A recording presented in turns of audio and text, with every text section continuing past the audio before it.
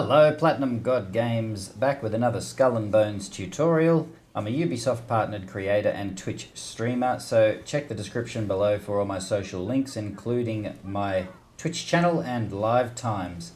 Please also don't forget to hit that subscribe button and check the bell alert here on YouTube so you get notified when new tutorials and videos go live. And the purpose of this video is to show you all about the changes that have come in Year 2 from Year 1 of Skull and Bones. Throughout this video you'll learn where to start, the best way to earn pieces of 8, the highest paying manufactories, and everything in between. So aside from getting an awesome major facelift, we're going to have a look at a few of the things that are new to Skull and Bones in Year 2. As you can see, a few things have changed in the head-up display. We now have a new way to ascend weapons. So now you can modify your weapons. The whole game has been rebalanced in the ranking of the ships, and now you'll need to upgrade weapons. There are new seasonal spoils from the Smuggler's Pass. Rising heat, which means you can refine items faster. New armors. Awesome new weapons. Wonderful new furniture. New blueprints. And lots more new weapons. There are also new ships. The first one being a schooner. There's a new upgrade to your ship as well. Awesome ship skins. There's an all new look map and a new look helm as well. There hasn't been too many changes to the helm, but I'm going to explain all of that. And there's a new leaderboard now based on infamy. And as for Season 2, we now have the introduction of a large ship. We have the frigate. Many people have been waiting for this. We also have new materials, deep iron. Now deep iron gets refined into deep iron plates, and you will need that to craft the frigate. We also have Little Peach, one of possibly the cutest shipmate that has been introduced into the game, but still quite annoying if you're standing at Blackwood's shop for any duration of time. You can imagine that sound getting stuck in your head for a while. Anyway, moving on. We also have the introduction of something called the Pinnacle Store, which is a new place to get rewards, including blueprints from previous seasons, and we have a new weapon, which is the Thunder Dragon Cannon. Pretty good piece of hardware too. You also get weapons, furniture, armor, and materials chests, including Ascension Modules and Upgrade Parts here. I'll discuss this later. Now you do get given 2 of the Thunder Dragon cannons in the Gunner Master branch of the Smuggler's Pass, and once you've got 90 marks, you've completed the Smuggler Pass, the Pinnacle Store will unlock. Okay, back to business. And perhaps one of the biggest changes that has come about in Year 2 is now there are world tiers. You can find that just out the front of the black market in both locations. First is Shallow Waters World Tier 1. Everybody will start here. And for those not yet Kingpin, World Tier 1 is the only thing on offer. Once you hit Kingpin, World Tier 2 will be offered. And for new players, I highly recommend staying there until you finish all of the story related missions with John Skurlock and Admiral Rama in Talok Penjara until you are offered missions from the Helm. That will be with your Nita, and once you complete them you will have access to the end game loop, which is the Helm. So you'll be able to own manufactories, do hostile takeovers, legendary heists, earn pieces of 8, and the game will really open up even more to you. Those missions should start being offered to you once you are close to hitting the rank of Kingpin. Now, you'll have to go through a few mandatory things, visit a few locations before making the journey to World Ascension. So, once you do these missions from William Blackwood and the Blacksmith, you will be given the tools that you need to do the first modifications to your weapons.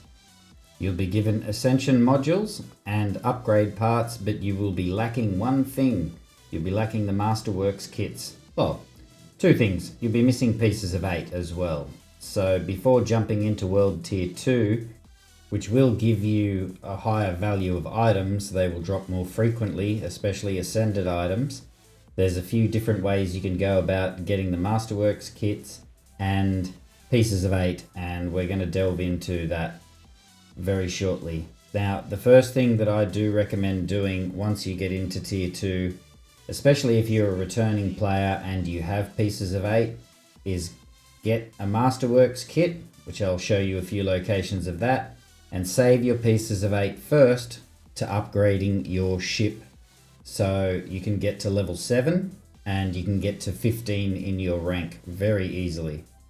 Once you've got a powerful ship, the pieces of 8 will start flowing. With the right furniture and Ascensions, it doesn't matter which ship you upgrade, just save your pieces of 8 for that. Okay, so let's talk about Upgrade Parts, Ascension Modules and Masterworks kits. Now, if you go and look in the Codex, it is not exactly accurate. It does tell you locations you can acquire these things, but there are many more locations that they just don't list. And if you look in the Codex, it only lists purchase from William Blackwood. Right, you don't necessarily have to buy them. You can earn them from doing plunders, from doing certain bosses, even from doing base level bosses such as Tangina Rabe, Ah Pak, Dirk Anchorin and Sanaga. This video here from the end of year 1 is still relevant, but you'll now get Gildmarks as of season 2 and Ascension Modules Upgrade Parts instead of getting copper bars.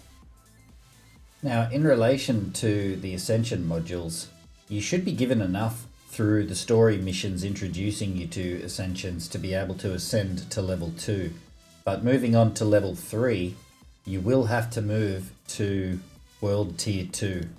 I've only found a handful of locations where it's actually possible, not guaranteed, possible, such as doing the rotational bosses like Bertrand Huback, whom, if you hover over him on the map, it doesn't show you anything to do with Ascension Modules. However, if you go and destroy him and get the White Aria chest, and you look at that in your cargo, it'll list Ascension Modules as a possibility. The Roadman Gadin is exactly the same. It doesn't even show you anything, and I don't even think the road has it. I'm trying to direct you guys towards other ways of getting them that are guaranteed, not something that you have to wait for, aside from purchasing them. Now, there's also Kingpin chests. Every time you level up a Kingpin, it should give you these. When I say level up, I mean if you go in and have a look under your level of Kingpin, when you actually reach a new badge, one of these should be delivered. And look at the amount of upgrade parts and Ascension modules that you get.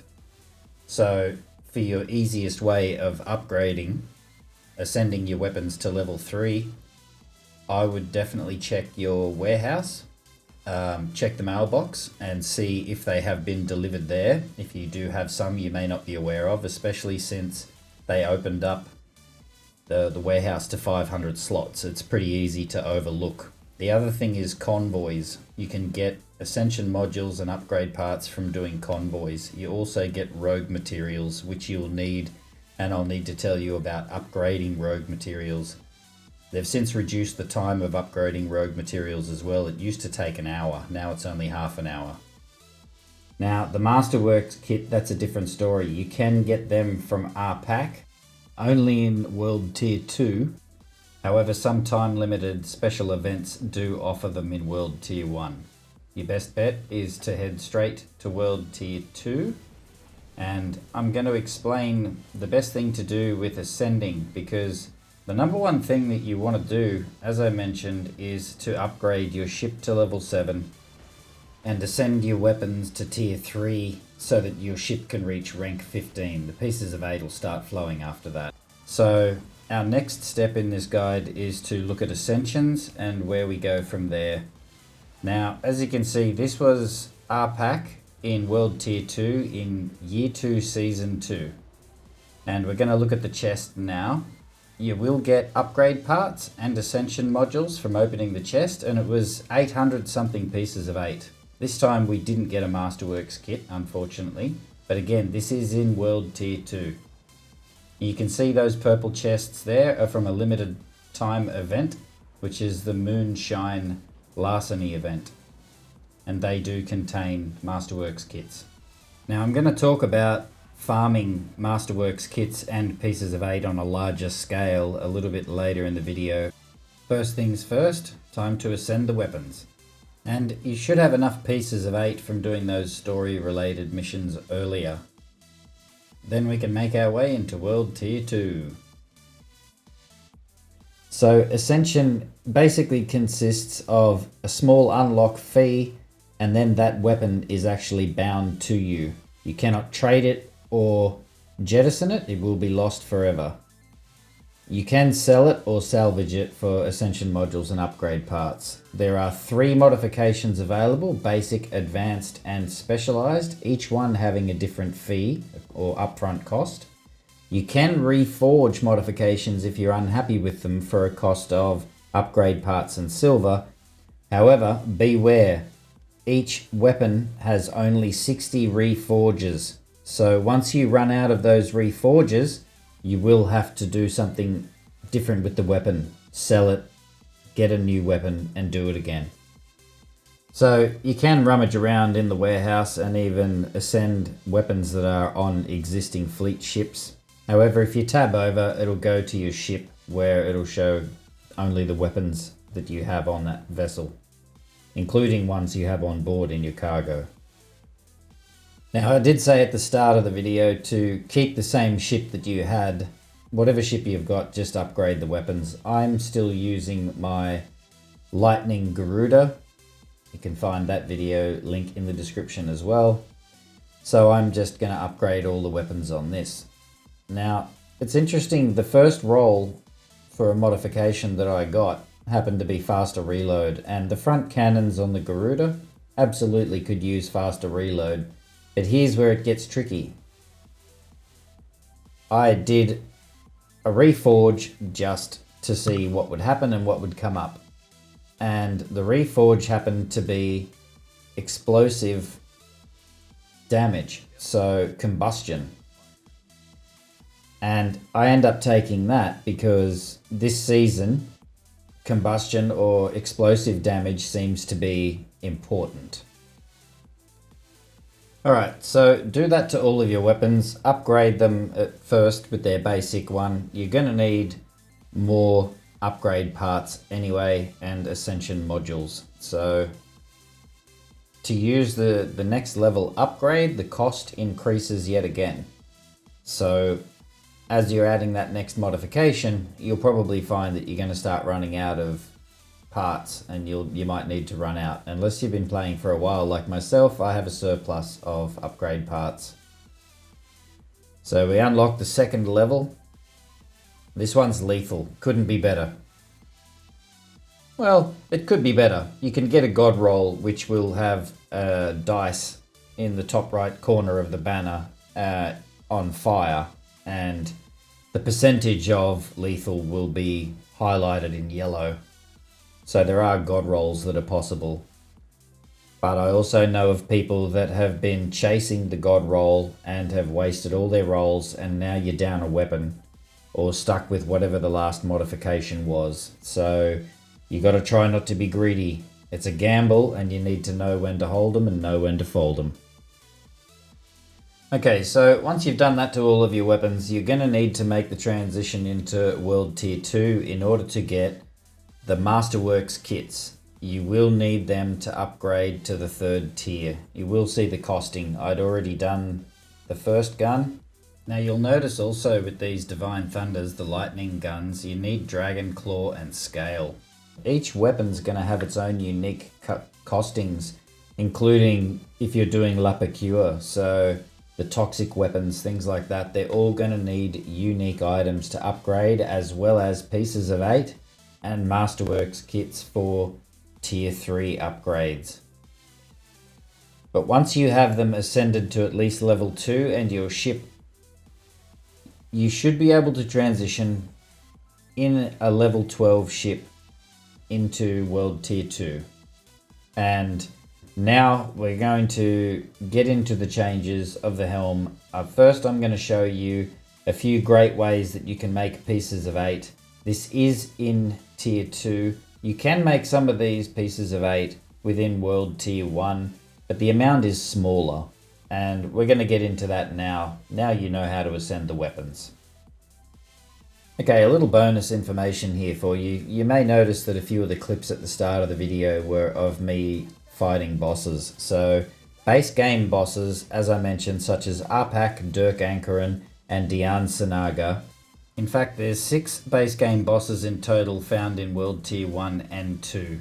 But World Tier 2 has better items, more of them, including pieces of 8, rogue materials, Ascension Modules, Upgrade Parts, commodities, and this season's currency, Gildmarks. So, let's talk about pieces of 8 and Masterworks kits. I'm sure many of you have been waiting for this. Now, all of those bosses, as I mentioned, offer you Ascension Modules and Upgrade Parts, and the more difficult the boss, the more it has to offer generally. That's not always the case.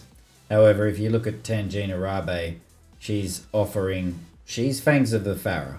Now, that's a fairly low-level boss, and you can destroy her pretty quickly in a level 7 rank 15 ship, especially with the correct build. Now, she offers you 600 and something pieces of 8, and you look at Dirk Anchor and he offers 600 and something as well. These bosses are very easy to destroy repeatedly as well, so they're a great source of pieces of 8, simply because they refresh something like every 8 minutes, as I mentioned in my farming crystallized tainted wood video, which again is still viable. Ah Pak has had some changes. We'll get to that shortly. He's actually a bit more difficult and he doesn't stay put, whereas the others still do pretty much stay put the majority of the time. So they're pretty easy to just sit there in a Garuda and take pot shots at them from distance. And you see here, Dian Sanaga, or a Treacherous Turn, she offers 600 and something pieces of 8 as well. And again, you go and pick up her chest, and when you open that, it should have some Ascension Modules and Upgrade Parts. Now, this little privateer came and gave me some grief, as they do, which, strangely enough, they have no weak points visible anymore. I'm not sure if it's a glitch or whether it's purpose, by design from the devs, but either way. Now, I'm also going to share with you a little tip here. We're going to go and hand in these contracts, and I'm going to show you another way to farm Upgrade Parts and Ascension Modules that is in the same area, right? So if you look at these little ships here, they all have weapons on them. And this little one that I dropped a mortar on and start destroying here has an ascended version of a weapon. So you destroy a whole bunch of these little ships, and the more hostility you create, another style of ship, like a mini version of an elite boss ship, will enter the arena. It'll come after you. And in this instance, they are Phoenix Talon warships. Now, as you see here, I'm going to get rid of these other weapons because I only want the ascended weapons. You only have 50 available slots in your ship for different items. And so if it's not an ascended weapon, I don't want to take it with me. So we destroy a few of these little ships here, and he's got one as well. He's got an ascended Mons Meg. And some of these weapons are actually really useful for certain builds. So if you put Mons Megs on a sloop or on a Padawakang, they can destroy fort walls really, really quickly. And with the right ascension, you can destroy ships as well very efficiently. So I recommend playing around with different ascensions. I'm planning on doing another video just on ascensions and how to create powerful builds, just to explain it to people and the best way to get the most out of your ascensions and to create really powerful builds for any situation. Now here we go. Here's the Phoenix Talon has turned up, as I mentioned. And these are, they in Season 1, they were very helpful to farm. They only have, you know, between 100 and 300 pieces of 8. But they always drop ascended weapons as well. Now that's his little wingman. Don't worry about him. He's pretty weak. He's a sharpshooter. But he only shoots like a ballista at you. Whereas the one you want here is the one with the flare on the top of the mast. Now there's 4 different types of those ships in the game. So depending on which faction you get maximum hostility with will depend on which ship turns out. So the Compagnie has the Huback twins. So a Corsair torpedo vessel will come out, and he has a wingman as well that heals him, and he has a blue flare. Then you get the La Peste if you go into Africa and start causing hostility there. A La Peste Prince will come out, and now they're extremely dangerous because the poison doesn't have any way to stop it or mitigate it besides armor that reduces the damage.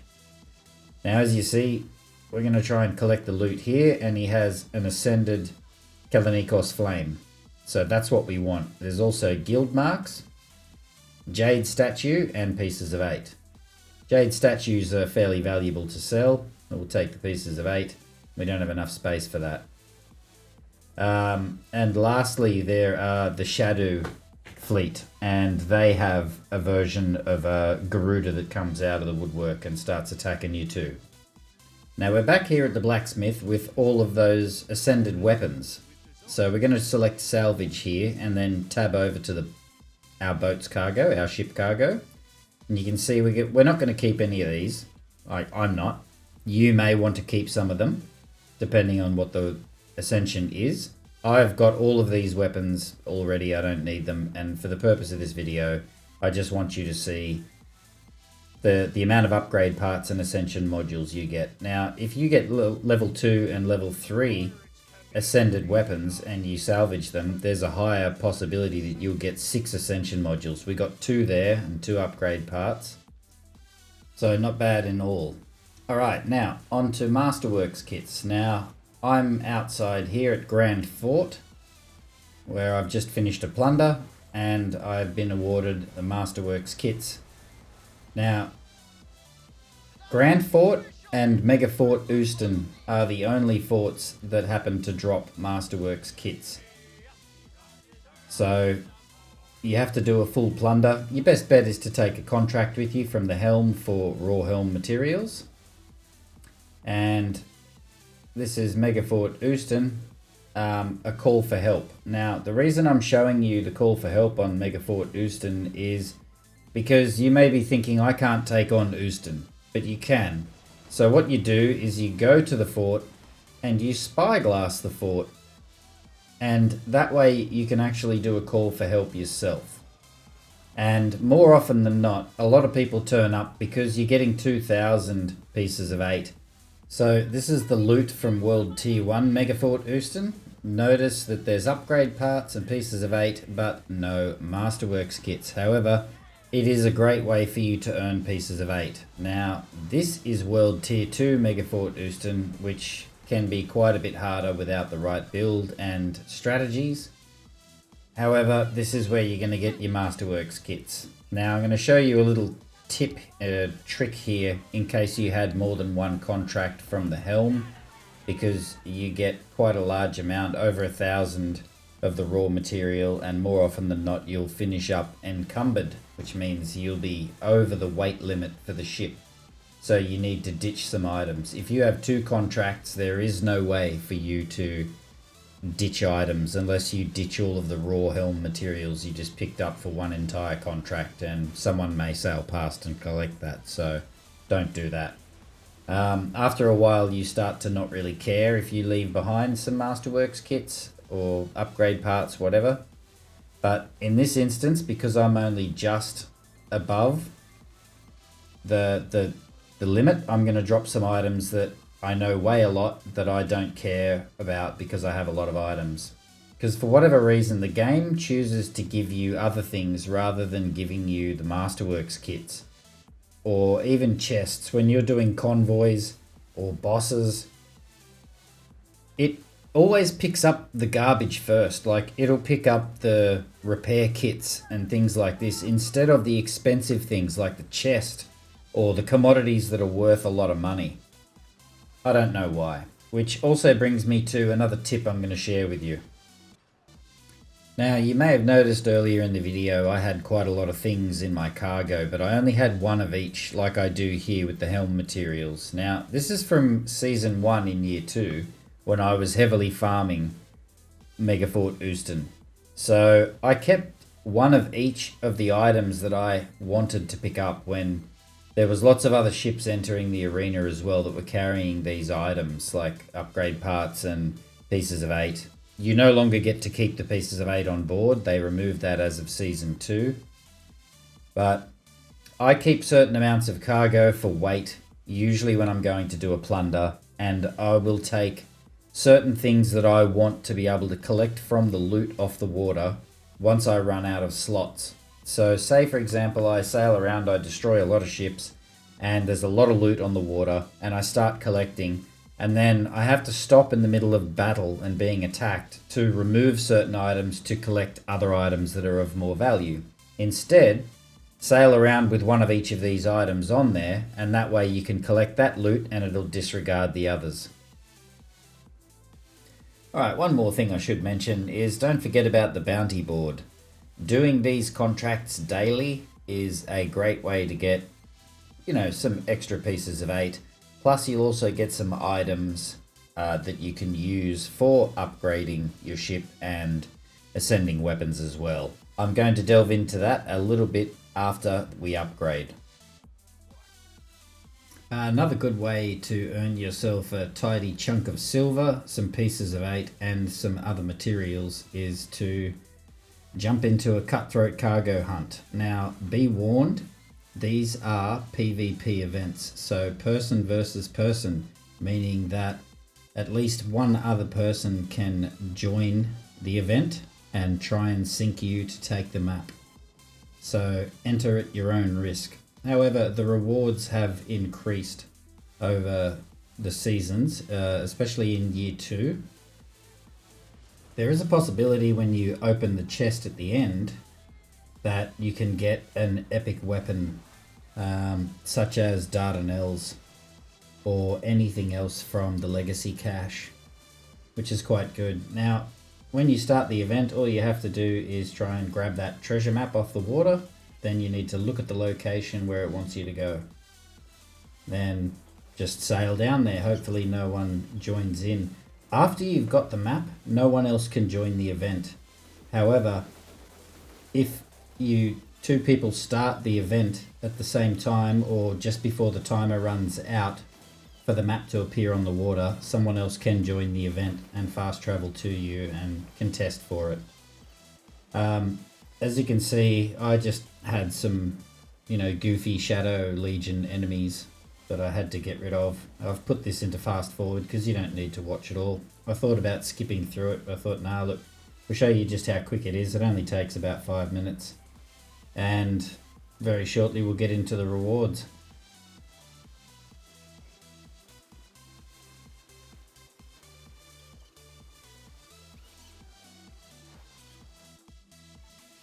So the map that you collect, the legendary map, the treasure will be in the location where the event finishes.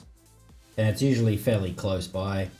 So as you can see, this is Year 2 Season 1 contents. So you will see copper bars in as the seasonal currency, which in Year 2 Season 2, it's Gildmarks. So I'm guessing they will change every season as the seasonal currency changes. So you see I'm getting weapons and armor, as well as rubber, glass plates, 30,000 silver. Pretty good haul. Now this is Year 2 Season 2, and the items are still about the same, but you get a nice tidy chunk of silver, which helps a lot because they're really constricting the silver in the game at the moment to control the economy. So you need to hang on to your silver any way you can. There you go, a Bombard 5. They come in handy in Death Tides if you want to upgrade them to their maximum. 500 plus Gildmarks, that's awesome for Blackwood's shop. So now that we've got the Masterworks kits and pieces of 8, we can go ahead and upgrade the ship to level 7. Now, once you've done this, you should be able to go around and take care of pretty much anything and everything. So again, I upgrade my Garuda. I don't worry about any of the other things. They all have their unique costs, as I've mentioned, and at first I was quite confused by all the ships that I had to upgrade. This is all at the start of Season 1 in Year 2. I found my Garuda here. You can tell by the sails most of the time. And I pay what's necessary to upgrade this ship. Don't forget about rogue materials. You can see there is an eel's sturdy rope. It also lists Xanthus stone, a putrefied Zamaharibu scale, putrefied Lastari skin, and those items, the last 3 that I mentioned, actually come from doing other bosses and sea monsters and stuff. So depends on what ship you're upgrading. But you can also go to Lenitra and buy the putrefied Zamaharibu scale or Lastari skin. You can refine it, so you can make it yourself over at the refinery if you have the normal skin and some other items that you'll have to pay as well. Now we've got a rank 15 Garuda. So if you use my Lightning Garuda video, you can upgrade and ascend your weapons to have basically the same build. I've only changed like 2 pieces of furniture and 1 gun. I put a different gun on the right hand side, on the starboard side, to take on the fort walls. But also bear in mind, these are not my final ascensions that are being shown here. Alright, I wasn't sure which way to do this, so I thought I'd start with the Xanthus stone. I did mention that, and you can buy it in the black market, the Xanthus gemstone and the Xanthus stone, and there's a few other ways to get it, and I'm going to delve into some details here. You don't have to spend any money. Now, also William Blackwood does have it in his limited time items in rotation from time to time. I talk about William Blackwood a little bit later, so I'm not going to delve into great details now. But you can get these kind of items, specialized materials and exotic materials in rotation with William. Now, a way to get it for free is to either do the Vikram bosses, avoid the deadly one. It's usually takes too long. People are not interested in doing it, so it's kind of hard to get a group together to do it when you do the call to arms. So the easiest, most effective and reliable way to do it is to find some Shadow fleet, such as this convoy that I'm doing, a Shadow Legion convoy, and get full hostility. Destroy as many Shadow fleet ships as you can until that guy, see the group of ships there, it doesn't have to be a convoy, till this guy here with the barrier turns up and the flare on his crow's nest. He's in a Garuda. Now these guys consistently carry 2 or 3. So once you destroy him, you should be able to get them to drop. And they spawn quite frequently as well. So if you go, say for example, jump to another fast travel point after you get away from all the hostility, even though you'll still have the hostility, but you won't be in combat anymore, so you can fast travel. Another one usually spawns where you fast travel to, within, you know, a few hundred meters of yourself. So you can actually farm this consistently because you will need 7 of them. Now you can see here, I check out the loot. You get some Gildmarks, you get an ascended weapon, and you get some pieces of 8 for your troubles. So that is one way. And once I lost the combat hold so I could fast travel, of course, I jumped over near Royal Burial Ground and this guy spawned on me. So I took him down as well for the purpose of the video. I thought, why not? And you can see how consistent the loot you get from them is.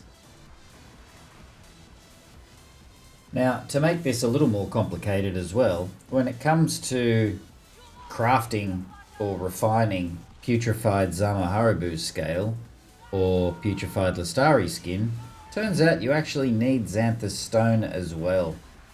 So you might be farming these guys quite a lot. Buy what you can from the black market, but this is a good way to get it for free. And again, when you open a Vikram chest, it usually has either some Xanthous Stone or the Xanthous Gemstone. Usually the Gemstone, especially if you're doing the dangerous version above Isle Michelle at the top of the map.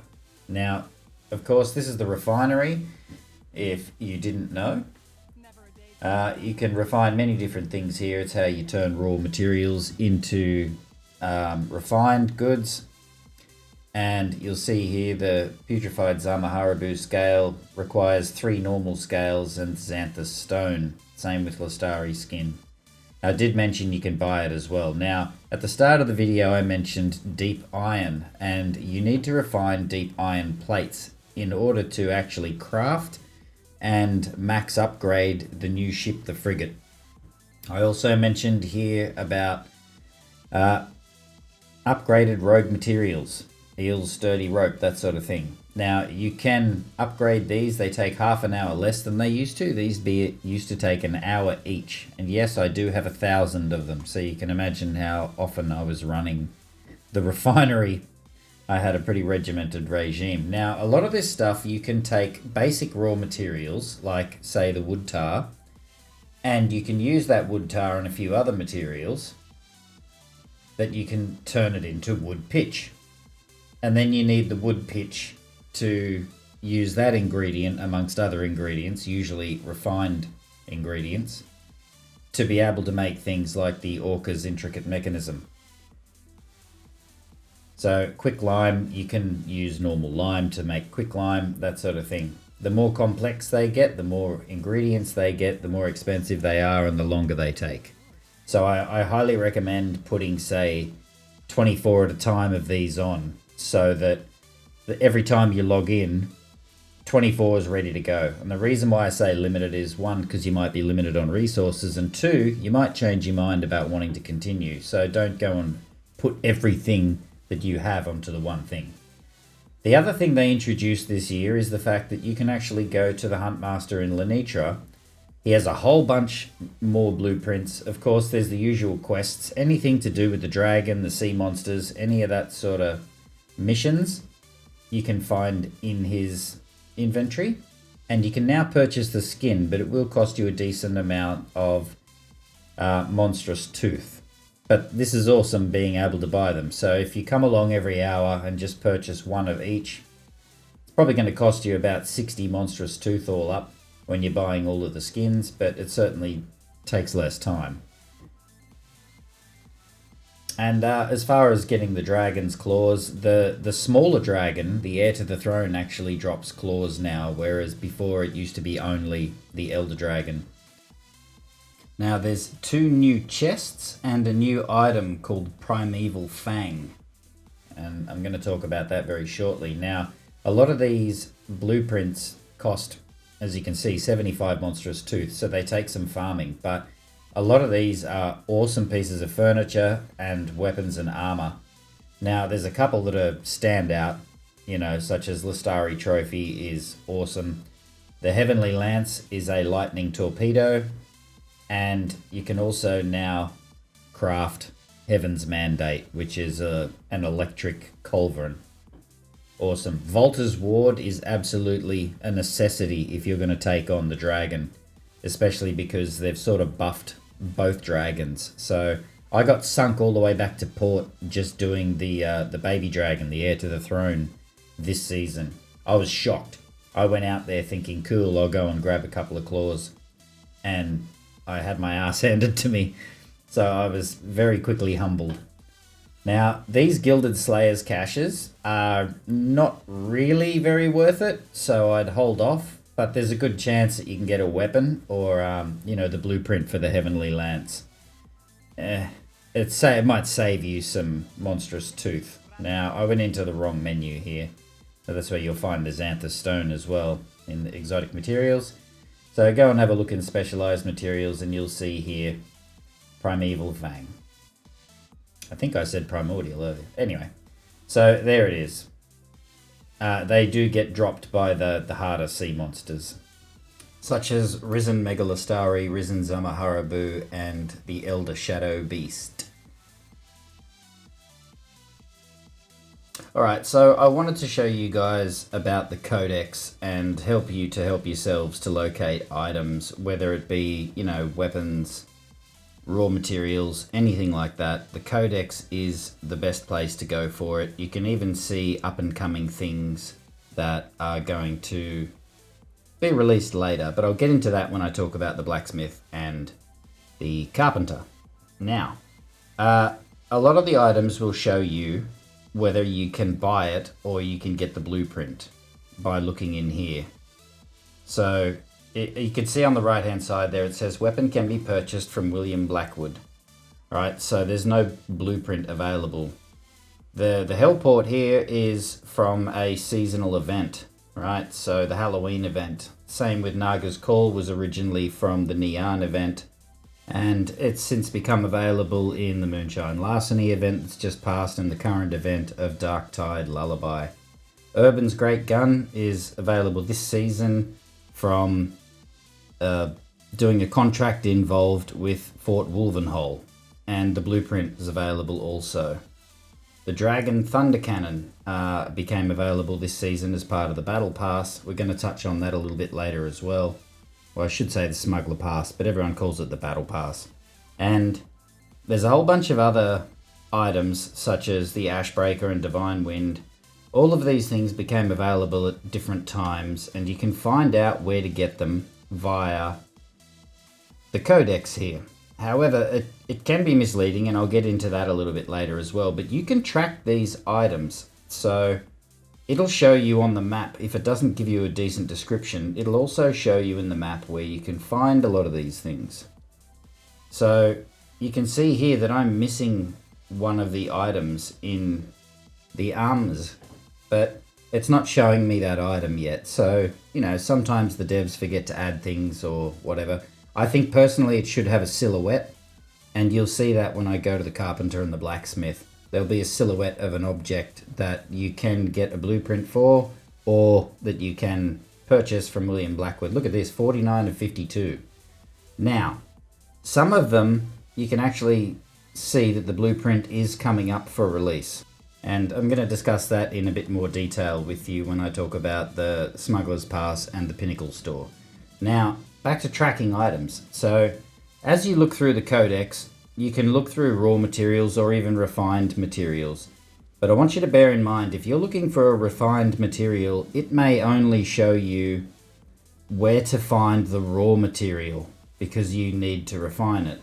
So for example, we're going to track the fine jute here, well, raw jute, so just the fiber, right? And it'll show you trade routes or places where it grows, things like that. Mainly with the raw stuff, it'll show you regions on the map where it can be harvested or farmed. Whereas if you go and look at the refined version of the fine jute, it will show you where you can purchase it also. Because there's no such thing as blueprints for these things, right? So it's going to show you where you can plunder or purchase, say for example from a weaver. It's going to show you other locations where you can harvest the raw jute. And on the little dotted lines, they're trade routes where you can actually find ships carrying it. Because the local ships around there, little harvesting ships, are the ones that are cutting down the trees and harvesting the fiber and stuff like that. Now, things such as magnetite, greenheart, and Roselle are in very finite locations. They've much improved since year 1. So in year 2 you can find it a lot more readily, but the deposits where they are only in very specific locations. So there's some around here. Now I do mention all of this in great detail in my Helm video, but I thought I'd chuck it in again since we're talking about the Codex. The Roselle is primarily around Kokokterapung here. And there's dotted greenheart. There's only like 4 different deposits of greenheart around Fort du Lis and La Bastide, the French capital.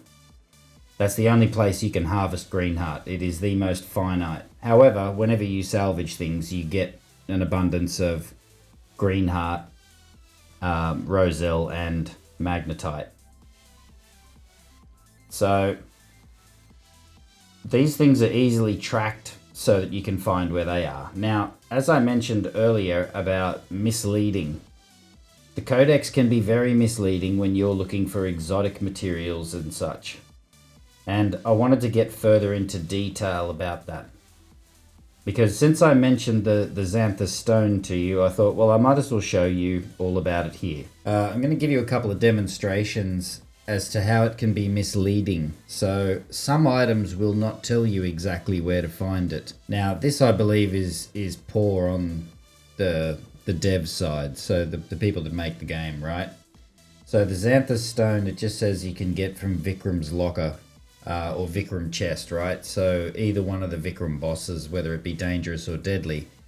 Now, the map doesn't show anything at the moment because Vikram, at the time of this recording, is not in rotation.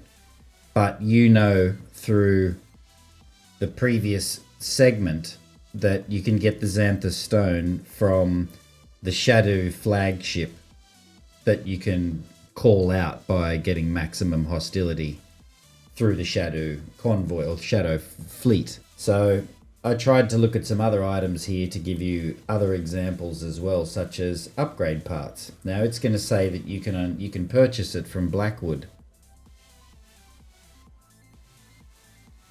Now there are so many different ways to get upgrade parts.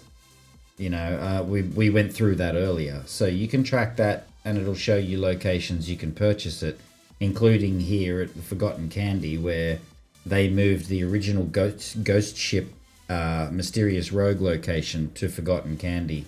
It used to be in Oubliette, just southeast of St. Anne, right? But if you do those bosses that I just highlighted, a Show of Strength, I mentioned this earlier, Blood Drunk, Fangs of the Pharaoh, Watch the Throne, any of those, their chests have upgrade parts as well.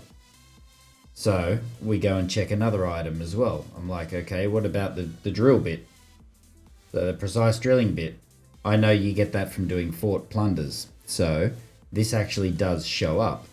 Also, you can craft those things in the refinery. So if you have certain other specialized materials, you can then refine it into an exotic material. But it shows up here. Now there's also trade routes that show up. So these trade routes are showing weird things, which makes me think the Codex is bugged out again, right? But what it's actually showing you are the things that you need to craft it. So sometimes it won't show you the refined item. It'll only show you where to find the crafting item, such as shellac here, right? If you want to make lacquer, you need shellac.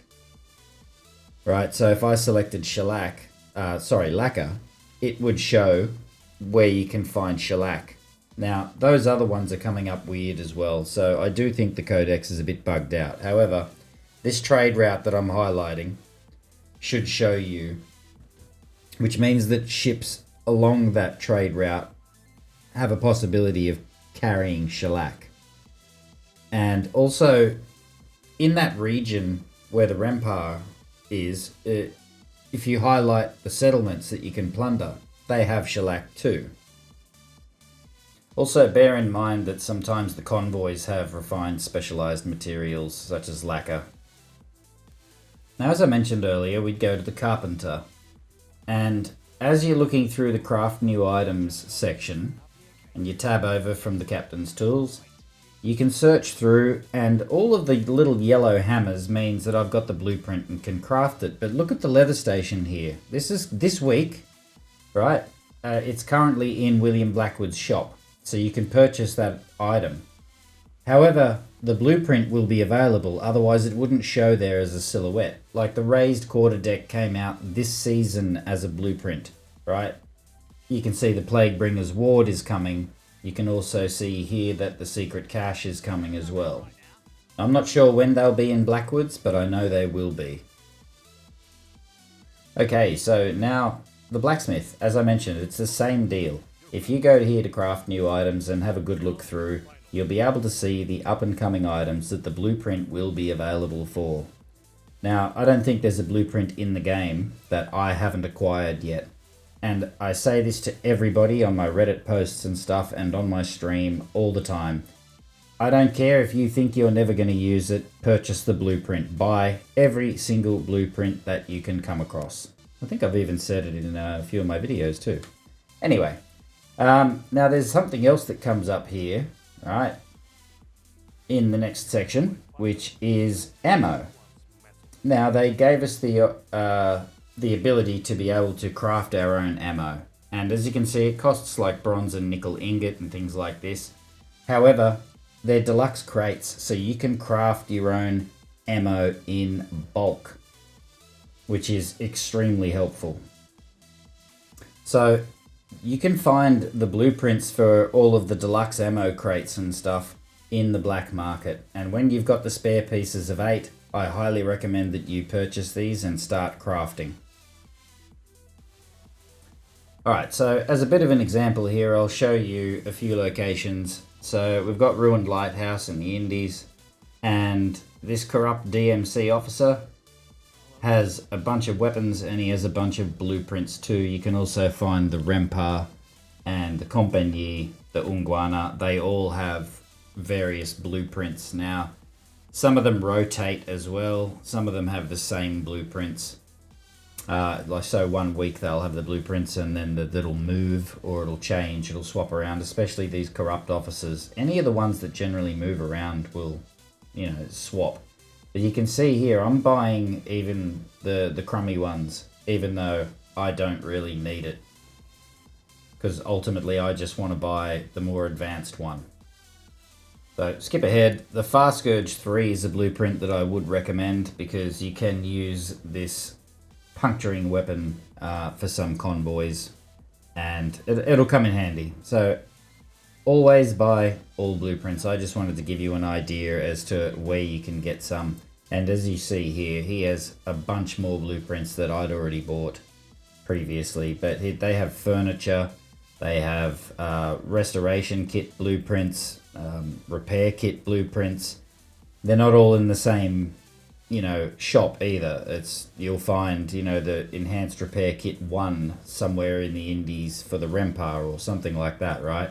Whereas, you know, a Compagnie guy might have an advanced enhanced repair kit 2. Just an example. Now, as we keep going here, we're going to go down and have a look at Elder's Cave. This is a Compagnie corrupt officer, and he has some more blueprints as well. Go and check all of these people out anytime you go to an outpost. See, he has Mons Megs that you can purchase for silver, not using pieces of 8. But he also has the blueprints for the Flooding Bombard. So that's an awesome example of, you know, a blueprint that you might want to go and pick up as soon as possible. But again, the beauty is it's only silver. It's not pieces of 8. So early on, that's costly to buy those things with pieces of 8, but there's going to be 1 or 2 here that you might want to budget into your play and, you know, try and manage to farm a little bit more pieces of 8 just to grab it, because they're well worth it, especially if you want to have a powerful build to go and sink bosses on your own. Piercing demi cannons. This was the sunken gold mine. So this also has a bunch of different blueprints and stuff, and as you can see, these are pretty decent weapons as well. And upon using Ascensions, don't rule out using some of the green weapons, because some of them allow you to have 4 Ascensions. Alright, since I've mentioned the Codex, I thought it's probably a good idea I talk about the journal, considering, especially during my live stream, I see a lot of questions regarding the journal.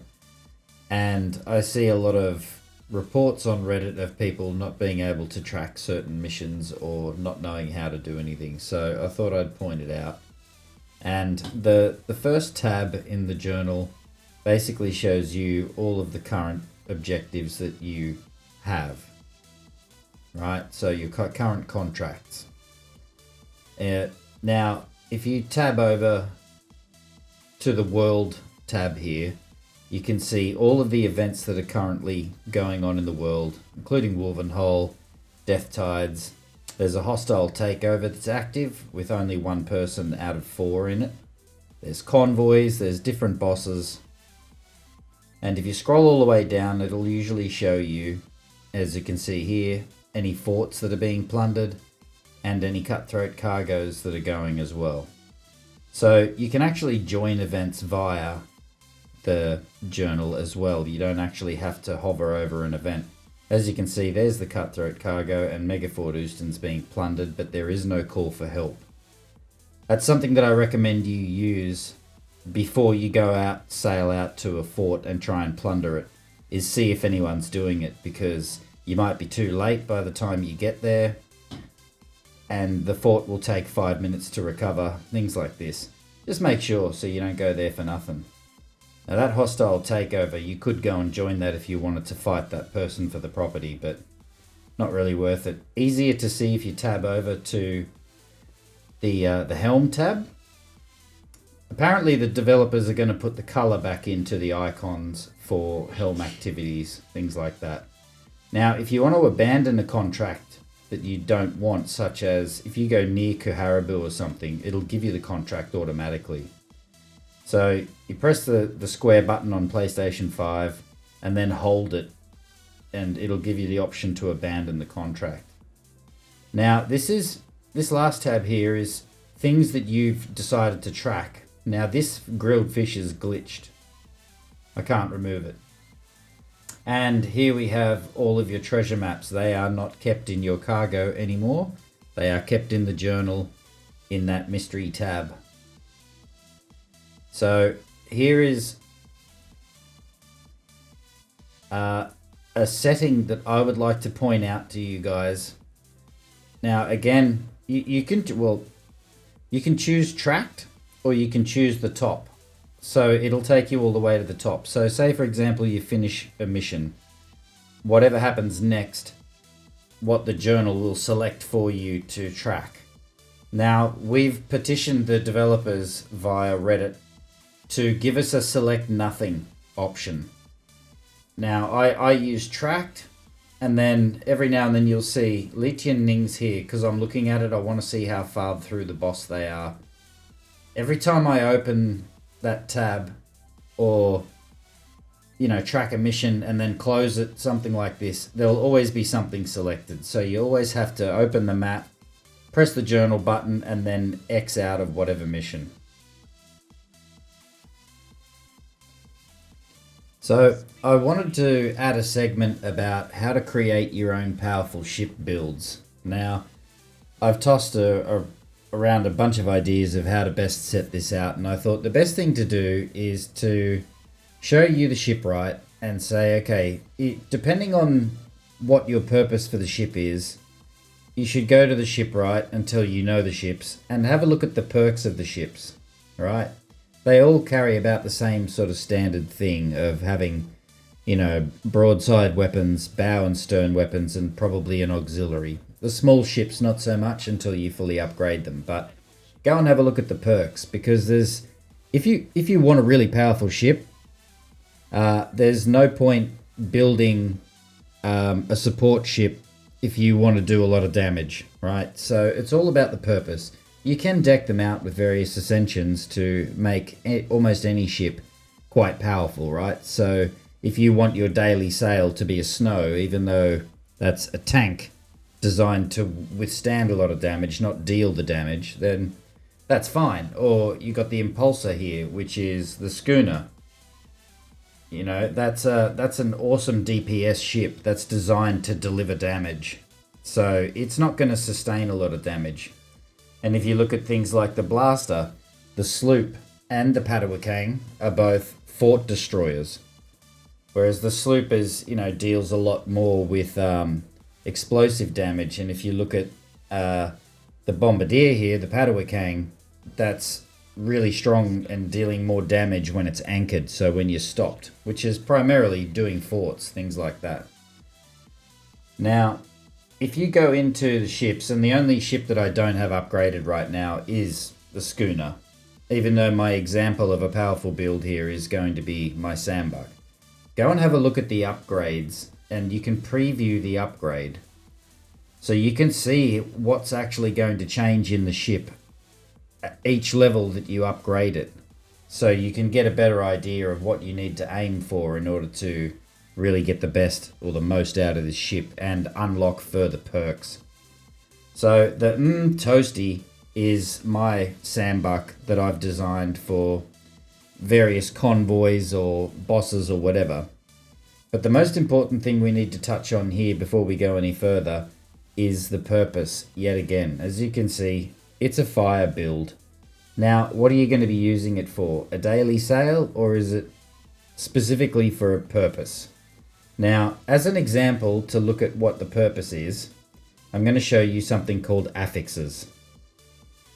Now, these affixes are basically perks or I guess status buffs that the ships in various regions, the enemy ships, NPCs, have or possibly can have. So one that I scrolled past there was adaptive ablaze, adaptive shell shocked, things like that. So those enemies in those regions might have affixes that protect them against being set on fire or being shell shocked by explosive weapons, things like that. Every region that you look at will have affixes. Now these should all be a bit different. This is only new to the game as of year 2. However, they're important to pay attention to because you can save yourself so much time by using something that's counteracting on the affixes of that particular region or enemy. However, back to the sandbuck here. Now, being that it's a fire ship, I've chosen all fire weapons because its perks are activated using mostly fire weapons. So the reload time of fire weapons will be reduced. I'm going to go through all the things that I have here anyway. So the Nashkar is a special event long gun. And I've ascended it in these ways with incendiary, so to give a percentage enhancement to each shot, lethal to weak points, and soul mending. Now, it's a healing weapon, so I'm enhancing the healing that it gives to me by putting soul mending on it. Now, the Ashbreaker is again another special event. This is from the Moonshine Larceny event. Now, this is a fire and explosive weapon, so you want to enhance those to do more damage. Naga's Call, again, another special event weapon. It's an explosive weapon. I've added fire to it in the first Ascension, and then I've given it amplified explosive to enhance that damage that it will do. So that should cause a chain reaction. So this is particularly good for doing convoys, which was the primary purpose of doing this build with this sandbuck, was to take care of certain convoys that have very little resistance to fire. So I've put fire and explosive, and we'll get further into that before I give you a demonstration just after I show you all the weapons. So I've got 2 of the Naga's Calls on there, an Ashbreaker on one side and the Nashkar up front. Now, this Ashbreaker that I'm looking at here, I have the first ascension of firepower. So, being that it's a fire weapon, you can increase the firepower of that weapon and then add amplified burning and things. Before we get to that, Nocturne Heart is the armor that I've chosen for that ship because it will enhance the broadside damage. The other one that you could use that would be good for enhancing this is a Buccaneer's Oath, which works awesome with the Blood and Gold feature, giving you enhanced damage for 30 seconds after you kill another enemy. So when you kill the side ships in a convoy, Crimson Lotus is a great one for doing a crew attack. So you want to put furniture on there that enhances crew attacks or gives you more damage to a crew attack. And I do that with a ghost ship build that I might share with you guys in the future. Now, all of the furniture here I've got on the ship are to enhance the bombards that I have, or to enhance the culverins. Whatever the weapon is, I want to enhance that as much as possible. Also, because it's a fire ship, I'm trying to amplify the effect of a blaze. The Ramrod Workshop, as you can see here, enhances secondary damage and broadside damage. Gunpowder Bench enhances the ablazed effect on ships, so it increases your damage to them by 10%. So once you set them on fire, you'll now do more damage while they have that status effect of ablaze. Botswain's Toll is one that I would mention if you're using the Crimson Lotus and you want a crew attack build to do certain convoys to do more damage with crew attacks. Breachlock Furnaces. There's all sorts of different kind of furnitures that you can use to enhance the weapons that you're choosing to use on that ship and really bring out the perks of the particular ship. So have a good look around. Now, look, Devil's Concoction increases the secondary damage of burning weapons by 12%. So while they're ablaze, the damage that fire shows you in, when we go and look at the weapon here, down the bottom here, where it says secondary damage, that'll enhance that by 10%. So you'll get more fire damage out of that. Now, as I was talking about affixes earlier, if you have a look at this convoy here, right, this Farah convoy, its weaknesses are explosive and punctured in the statuses. And the affix that it has is ablaze resistant.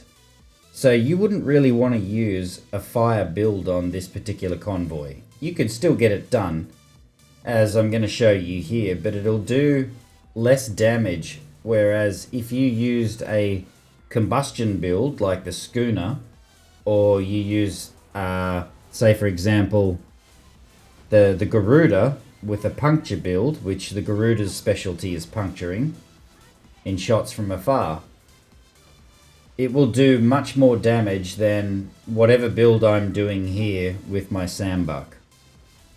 So pay attention to the affixes and have a look at the different convoys and bosses and stuff, so you can work out the best way to make a powerful build specific for that. And you'll come across your own builds anyway. Now this convoy here, this is a Compagnie Royale convoy. I waited till it got to the top of the map in smoother water. But have a look at this here. The resistances and the weaknesses, flooding and fire, and all of the rest of them are fairly high resistance. So to do this convoy the most efficiently way possible, you'd want to use a complete fire build or a flooding build, so that you can do the most amount of damage to these ships with the least amount of resistance. Now, given that this is also a convoy, you could even add some furniture on here that will do some enhanced damage, like Botswain's Toll, enhanced damage with a crew attack, that sort of thing. And because the Sambuck throws Molotov cocktails, setting the enemy ablaze, that ablaze effect will also catch fire the other ships as well. That's one of the perks. So, also a little tip here, when you're doing convoys like this, these convoys all heal each other. You see the gold ring going around that ship? One of the other convoy merchant ships fired repair weapons onto the other ship to heal it. So you want to do as much damage as possible with any convoy, because the majority of the convoys, especially the Compagnie ones, will heal each other. Whereas each individual convoy will have different effects that they share with each other, to specifically to damage the enemies, or heal each other, things like that. So the Ungwana will drop mines in the water. The ghost ships keep disappearing and jumping further ahead of you. They'll go immune again, just like any other ghost ship on the map. But as you see here with these weapons, especially the bombards, they're doing extreme damage. By the way, those two little ships are from a special event that hasn't been around for quite a few months. They shouldn't even be on the map. That's just random that those Azure convoy ships came out. So that's more bugs going on. Nothing unusual here at Skull and Bones. But anyway, so as you can see, there's a lot of different ways that you could actually build your ship to do maximum damage for whatever the purpose that you want to do. So it could be a boss or whatever, doesn't matter. But pay attention to those affixes, pay attention to the strengths and weaknesses by spyglassing the enemy, and pay attention to what happens when you shoot their weak points and things like this, because that may be where there's a difference in, okay, if I hit it with a flooding weapon as opposed to a fire weapon, they seem to take more damage with a fire weapon, that sort of thing. So just pay attention. Now you can build a daily sail. This sandbuck was my daily sail for a season and a half, season 3, season 4. And things change though, because new enemies come in with new strengths, new weaknesses. So you need to keep rolling and adapting. But you can use any ship basically as your daily sail thanks to the Ascension system. But this is my way of just helping you out to learn how to make a more powerful build for yourself. Now, this next bit is particularly helpful to new players. They've added arsenal loadouts now, so you can save specific loadouts that you have in your ship if you only have, a couple of ships, or say for example you only have one ship maximum upgraded, like my Garuda here. So you have a long gun build for doing bosses and perhaps forts, but then you can save a demi-cannon build for completing convoys, that kind of thing, with different furniture and everything. Now you can change where the game will select it from. If you look down here, let me zoom in, you can see here it says fetch rule all ships and warehouse, or you can toggle that to cargo and warehouse. So it sources from current cargo and warehouse only. Now it will choose only those specific ascended weapons. It won't just grab random ones and throw them on the ship, which is particularly helpful. And if you don't have any spare inventory of furniture, that sort of thing, it'll come up with that red highlighted message. Now, to further add to the building your own powerful ships, earlier I showed you how to farm Xanthus Stone. Now, that Shadow Fleet captain that comes out, there's 3 other counterparts to those captains. Within the map, there's different factions, and there are different captains that'll come out to defend if you start getting maximum hostility on various factions. So for example, the Compagnie has the Chorus fleet, and so what I'm doing here is I'm attacking some groups of Chorus fleet ships to get maximum hostility, to call out the Chorister. There's 2 names for this thing. There's called the Chorister, and then there's the Conductor Voliere. And the Conductor has a blue flare on top. Now the reason I'm pointing these out is because, well, there's the Huback ship component. Now if you put a bunch of those Huback ship components on your ship, you will attract hostility instantly from the Chorus fleet. You can do the same thing with the Pestilence fleet. So the Le Peste ships will come out and chase you around if you have a Le Peste Plaguebringer's head on board. Now, once this ship comes out with the blue flare, he's got a little buddy with him that will heal him. It's his healer friend. Now, what you need to do is sink the healer, but if you look at the contents on that ship, he has a variety of different things that he'll keep on board, which is torpedoes. Alright, he fires Endless Requiem that are enhanced. They go almost 45 degrees around corners to chase you. So homing torpedoes. However, you can work on getting really good ship loadouts and more ascended weapons by sinking these guys. Now, this dude has a Heavenly Lance, which is a fairly newly introduced electric torpedo on board. So sink him and, try not to get up close, because I cop an entire broadside of torpedoes here and get instant flooding. So as soon as you sink this guy, have a look at the loot here, and you'll see the chest is pretty much nothing. It just gives you some cogwheels and something else. but the Heavenly Lance torpedo, and it's already once ascended, so you don't have to buy these weapons or shop around for them. So if you attack the Compagnie to maximum hostility, or the Chorus fleet captain will come out. If you attack the Ungwana in Africa, or the Pestilence ships that are around, their brigs, you'll find this guy, who's also known as Le Peste Prince. Now be very careful with this guy, because there's no real defense for the poison. But you farm this guy if you want to get Lapicua 3 long guns. He should have Lapicua 2 and Lapicua 3 long guns every time you see him. So you can get them, and sometimes they're ascended twice as well. So we'll sink him and have a look at what his cargo is. There you go there. And also be very careful, that blighted fuel is incredibly heavy. Now, I know this video just keeps getting longer and longer, but the more I talk about things and expand on things, the more I feel like I'm ripping you off and doing a disservice if I don't give you as much information as I have. Now, there is the new Megafort Wolvenhol that has come in Year 2 Season 2.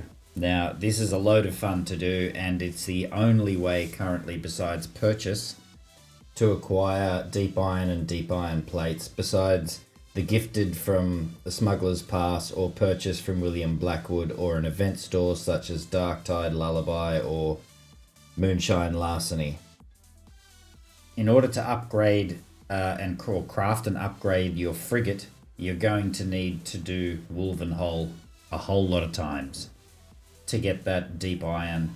It's also a good source of getting some pieces of 8 and some Gildmarks, amongst a bunch of ascended weapons that you can pick up off the water. Some extra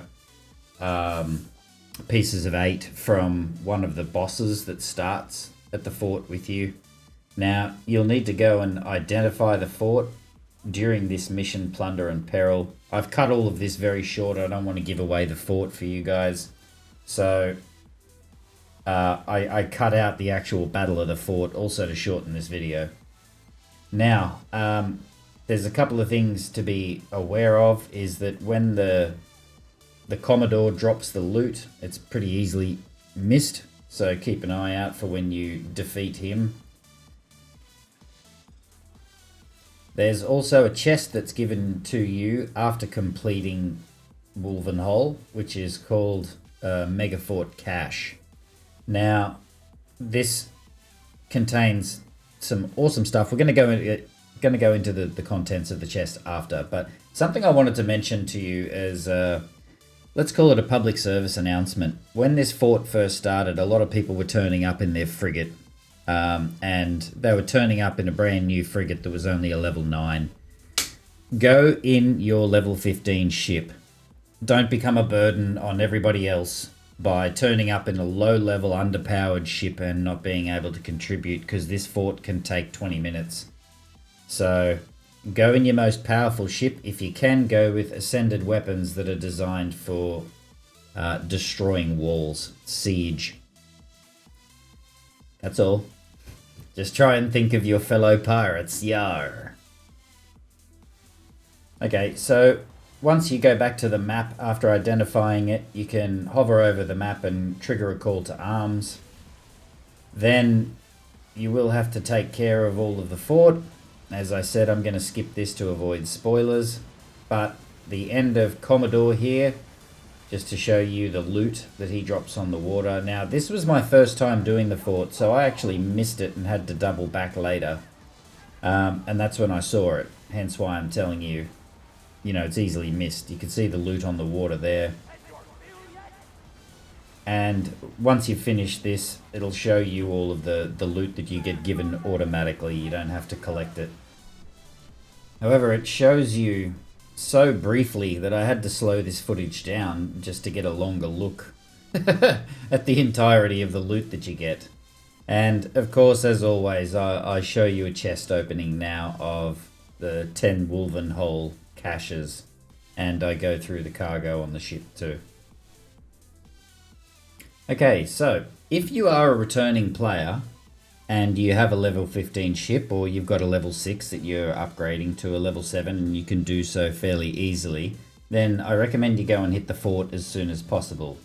For the newer players, you might take a little longer to get to this point, but when you do, it'll be worth it. Now, you can see I open the chests here that get awarded after doing Fort Wolvenhol, and you can see the amount of deep iron and upgraded rogue materials, as well as extra chests that I'm being given that are called ascended chests or ascended cache. And they're all for different areas of the ship, such as the bow, the auxiliary, the top deck, and all deck. So you're getting front weapons ascended, and you're also getting all deck weapons, which is, you know, a lower deck and upper deck guns like culverins.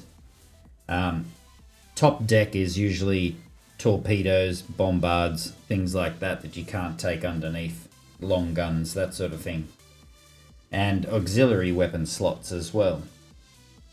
Alright, so only a couple more chests to open here, and we're going to go through the ascended caches and see what we get.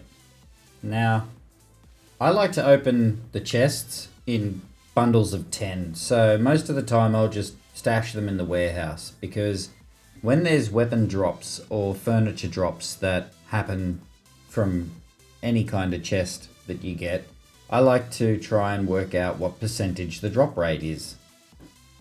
Just a little quirk of mine. I'm not sure if it makes any difference, but if you open 10 and you get 2 out of it, it might be indicative of a certain percentage of drop rate. However, it doesn't necessarily work that way. In fact, you can open 50 chests and not get a drop. Someone else can open 5 chests and get 4 out of 5. Bizarre. Anyway, a lot of these ascended weapons caches are pretty underwhelming, to be honest. Like, to get these long gun 5s, pretty much anybody who's going to perform Fort Wolvenhol is not going to be using long gun 5. Now that Leopold, by the way, look at that, 34,000 damage. This actually slipped into the loophole accidentally. It wasn't supposed to be there. This is a enemy weapon that accidentally got put into the cache. You can see it's not ascended. So I found the original Leopold of 15,000 damage. So now you know what Ah Pak has been firing, and some other enemies as well. When I fired this thing, it had a massive aiming, like the target reticle on the water, and you could drag it right in up against your ship. Whereas we're limited with our mortars as to how close we can actually drop the mortar to our own vessel. But if you notice, the enemies can always fire upon themselves, which I think is a bit of bullshit, to be honest. They shouldn't be able to do that. Now, some of them are underwhelming. This Heaven's Mandate is a ripper. I didn't change one thing on this weapon, and it's 2 out of 3 god rolls. So I was pretty stoked to get that one. The rest of it, I think I kept the fire culverin because I'd never seen one before. That's a fairly new weapon. But the rest of it, I just took straight to the blacksmith and, salvaged them for the parts. Some of them you may want to keep because it's a cheap re-roll. So for example, that Heaven's Mandate. Say for example, you get a triple ascended weapon, and there are 3 features or 3 ascensions that you are uninterested in. They don't suit the weapon. Perfect though, because now it'll only cost you silver and upgrade parts. However, you'll have to start balancing that with how much space you have in the warehouse. So you've got to kind of get ruthless after a while, as I've mentioned previously, and start cutting the fat and salvaging or repurposing anything that you can. And I'll talk about repurposing soon when I start talking about fleet management. Okay, so now we're going to talk about property acquisition or manufactories. We're going to talk about funding. We're going to talk about generation of pieces of 8, what to upgrade. We're going to talk about the skills tree and what to upgrade, and all of the changes that have been made now with Manufactories and what you can actually do with them. They don't just generate pieces of 8. They do so much more. So let me begin this journey by telling you about the black market and the endgame loop. Now the black market is in 2 locations, St. Anne and Talokpanjara. As you can see, this is the old map. The black market has changed slightly, and the cost of everything has changed also because pieces of 8 are not generated the same way they used to be. So when you open the black market, you'll see the story related missions here. They're now only available in World Tier 1. Now the costing of things and the blueprints have changed. So they have all new blueprints now, as well as these limited time items are no longer in the black market. They seem to be predominantly coming straight through William Blackwood on the dock. So there's still cosmetics and stuff that you can buy, and there's all new blueprints as I showed earlier in the video. Now you'll notice that things cost significantly less pieces of 8 because the generation of pieces of 8 has significantly changed. So this is the way the black market looks now. You'll notice that the missions all have a unique blue icon now, so hopefully that's fixed up. No idea why she's overexposed. Now there are these limited time items that are boss related items, drops from specific bosses, the Huback twins, Le Peste, that sort of thing. And you can still get the legacy cash, but notice it's no longer 10,000 pieces of 8. You can also use 600 sovereigns if you're a returning player from last year. If you're a new player, the legacy cash is basically a lucky dip of previous season's weapons. You can also buy sovereigns using Gildmarks from William Blackwood. That may change in the future with a different seasonal currency. Always buy every blueprint possible. However, at this point I would save your pieces of 8. Unless you're absolutely desperate for these blueprints, don't worry about them. You can actually buy those weapons with silver in other locations, including the corrupt DMC officer at Ruined Lighthouse. So again, the cosmetics are all there if you want to catch up if you've missed them from previous seasons, but save your pieces of 8 for now. A shame too, there was some good things in the black market at that point in time. Now onto Year 2 Season 2, this is what it looks like currently. Now, those limited time items are here, they do rotate. And the way the black market operates now is in a weekly refresh, which is the same as William Blackwood, unfortunately. Many in the community, including myself, are trying to encourage the developers to change those raw materials that you can purchase to a 24-hour refresh. Now, there's also rotational blueprints that are available from previous seasons, furniture, armor, weapons, you name it. And there's all of these permanent blueprints that you saw in the Year 2 Season 1 version of the black market.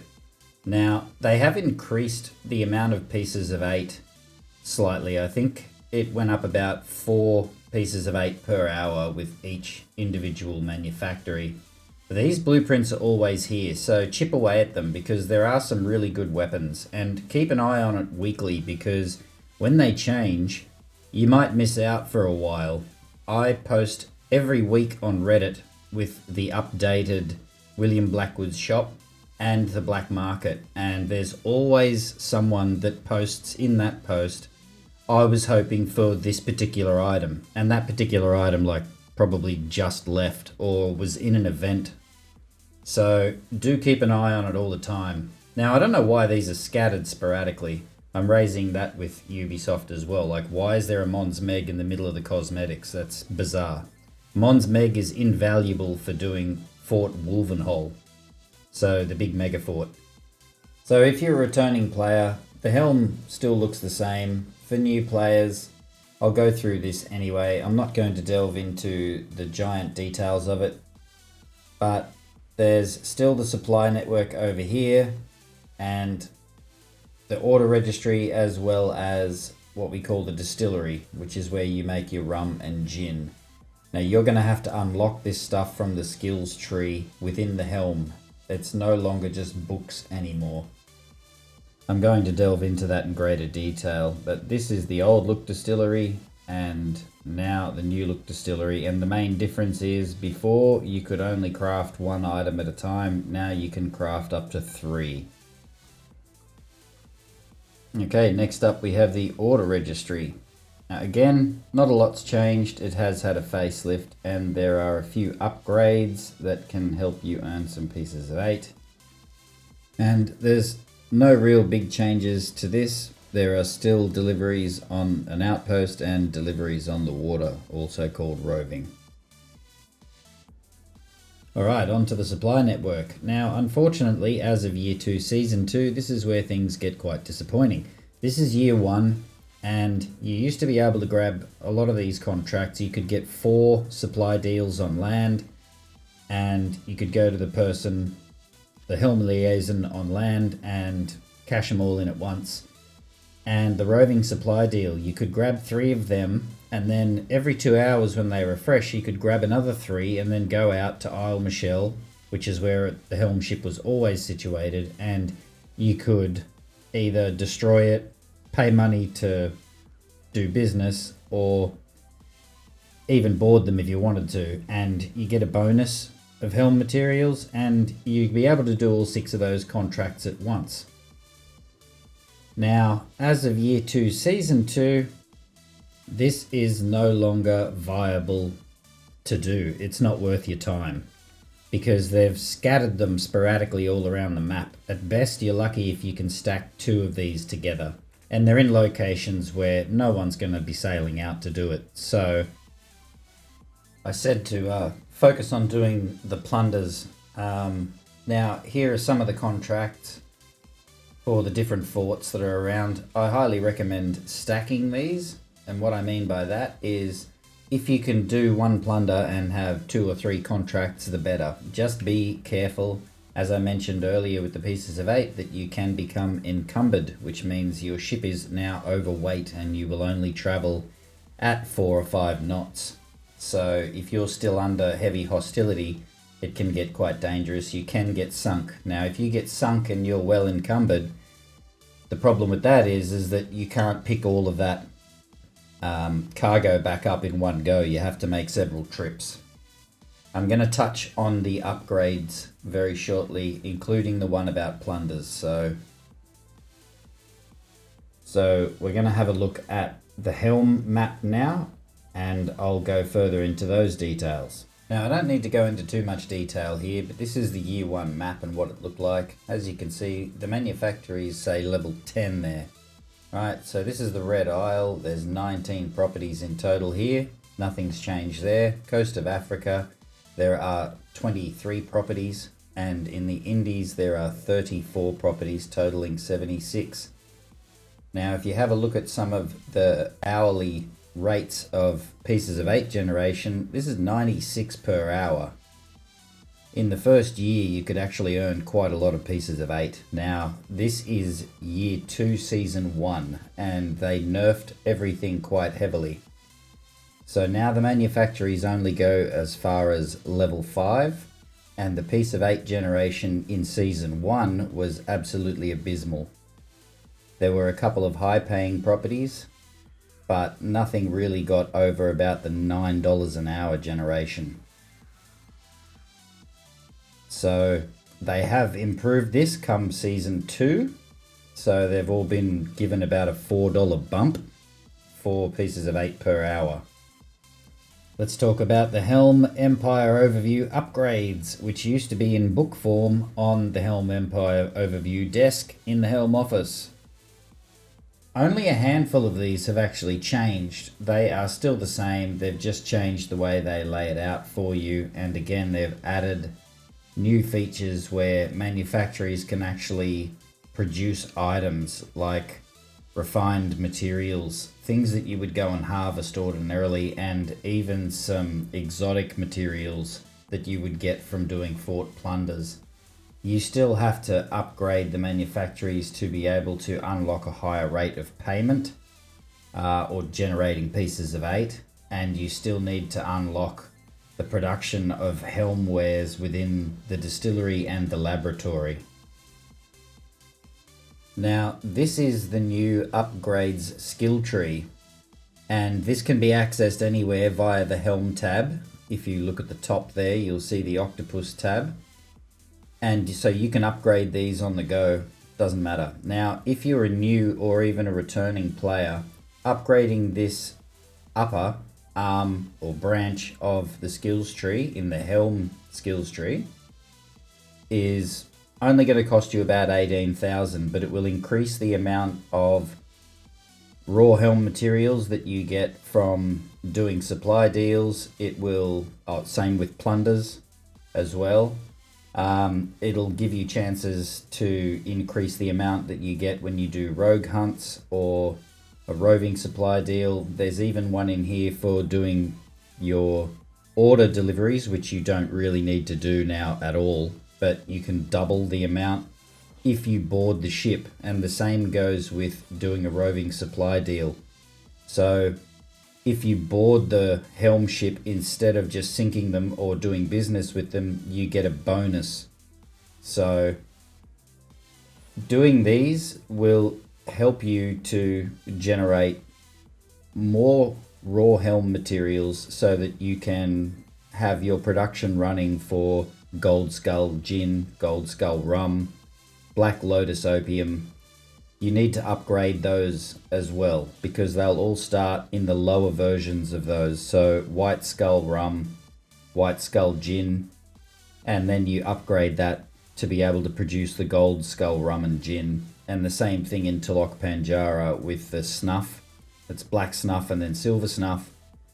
And you have Blue Lotus Opium and Black Lotus Opium, and you also have Carved Imperial Jade. Now, Carved Imperial Jade is not really very useful in the game at the moment, and it's half the price when you're selling it.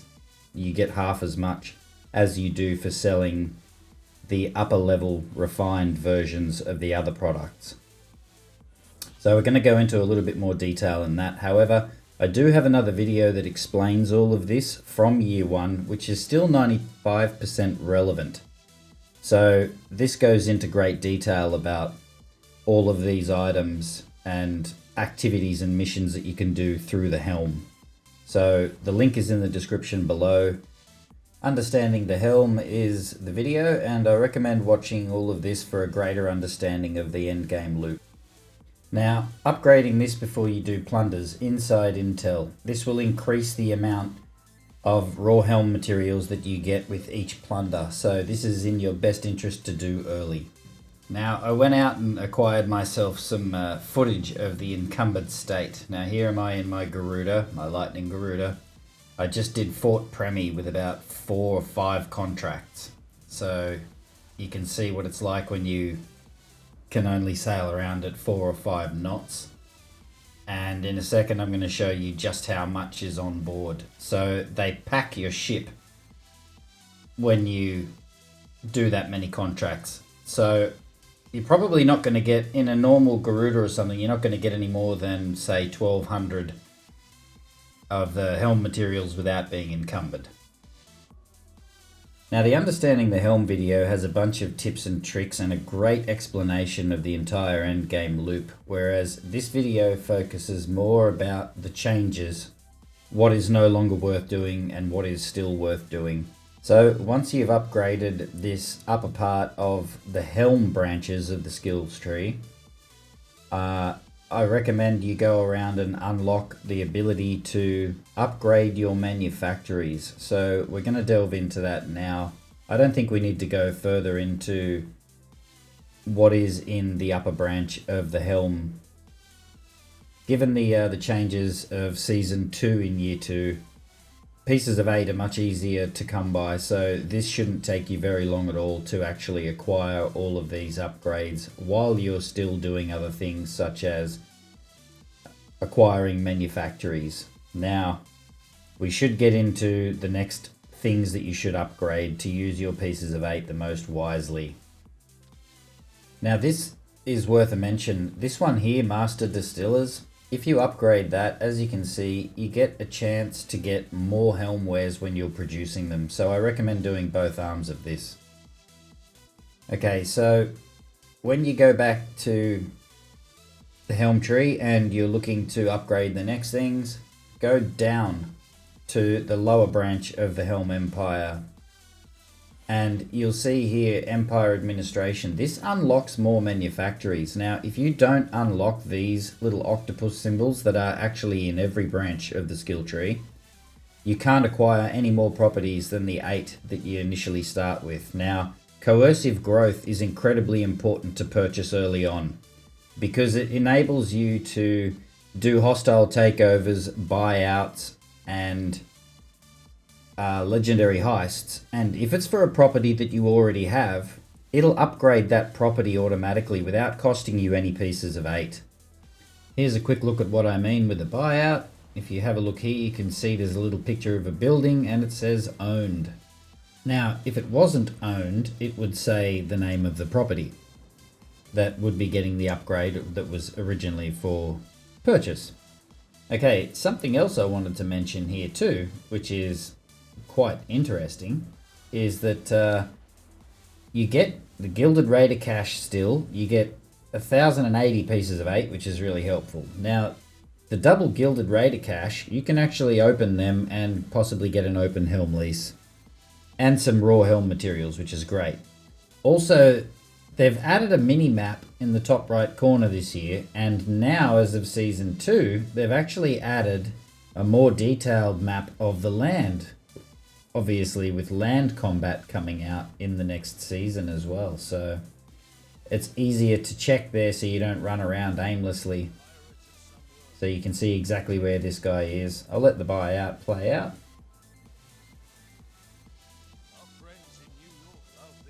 You may notice here also that you get smuggler points for these. I'll talk about that in greater detail later. Let's get back to where we were.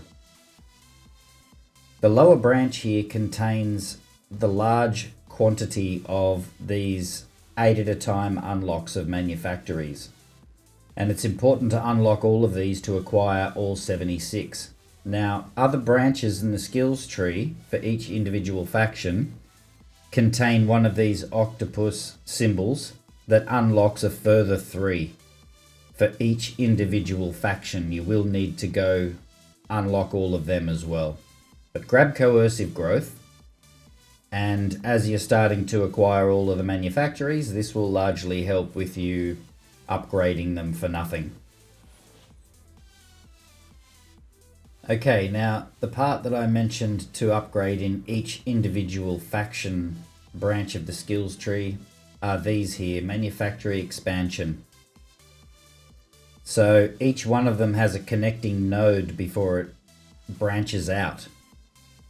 You need to purchase all of these, and there is one arm of each individual faction that I also recommend that you do as soon as possible, because the rest of them aren't really that important.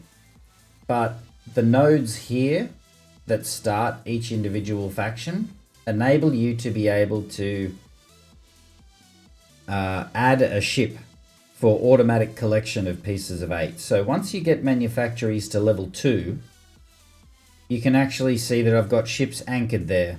So a lot of the returning players know this already. And again, the manufactories only go to level 5 now. So what the devs have actually done is made it so you no longer have to reset. The manufactories won't be reset every season. Now you own them permanently. However, it takes a lot longer to completely upgrade everything because of how many pieces of 8 you're capable of earning per hour. I mean, you can still do all of this very quickly, but unlock all of these and then work on the branch that has the octopus on it, and we're going to get into that now. So these are the individual branches of each faction, as I mentioned before. You can see the Sea People, the Clan of the Farah, the Compagnie Royale. This is the individual nodes that I was talking about that you should upgrade very early on.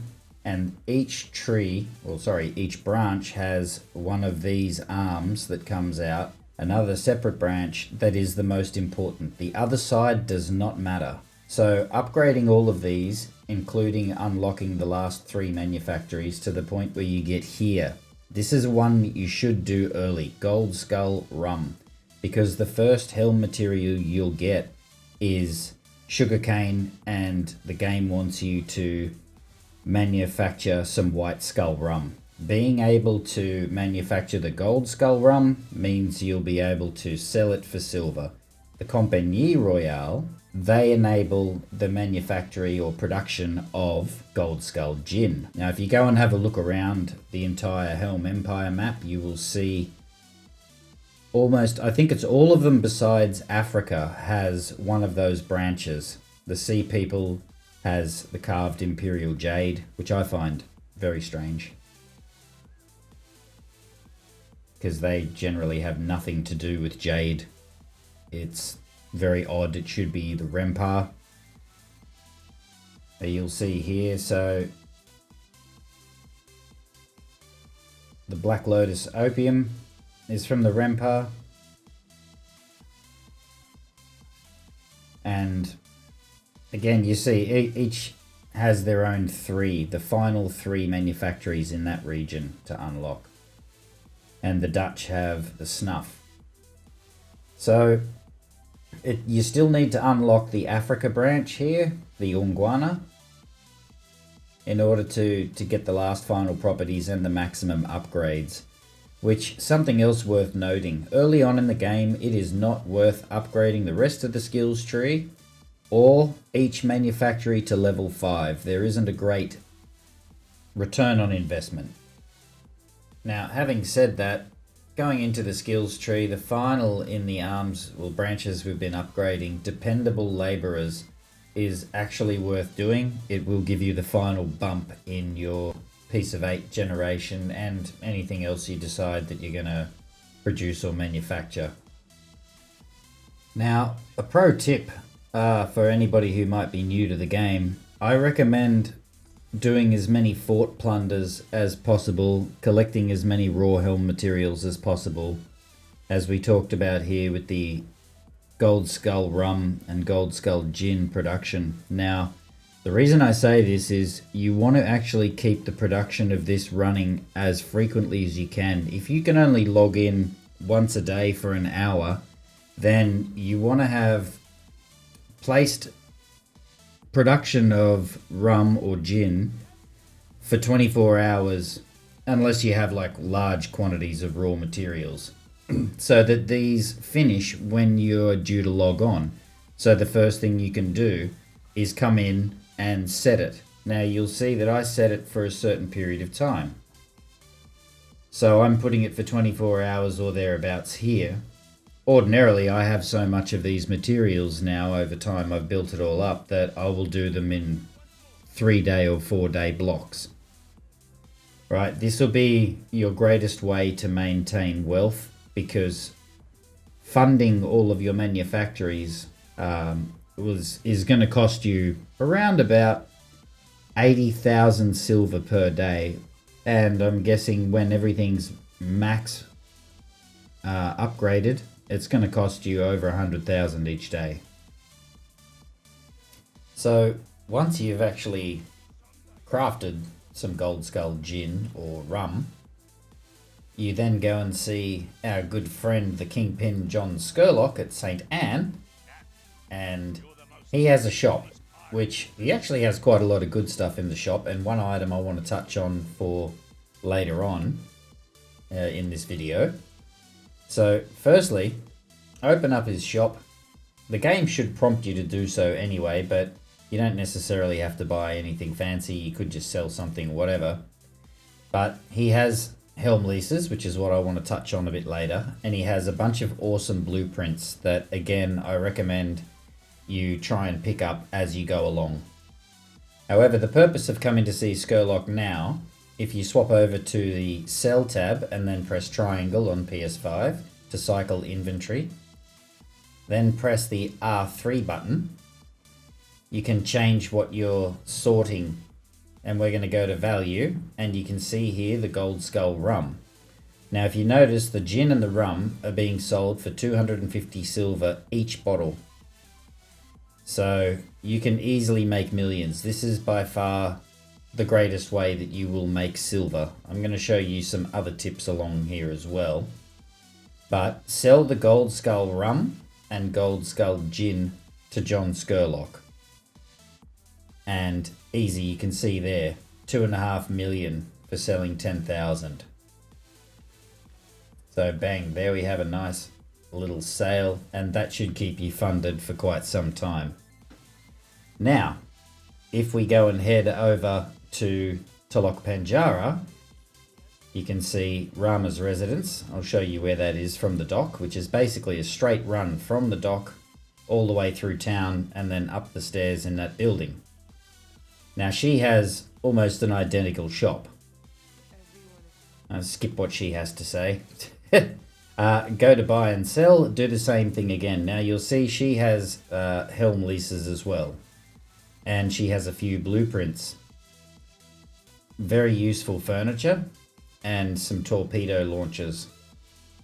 So you do the same thing. You go to the sell tab and you cycle the inventory.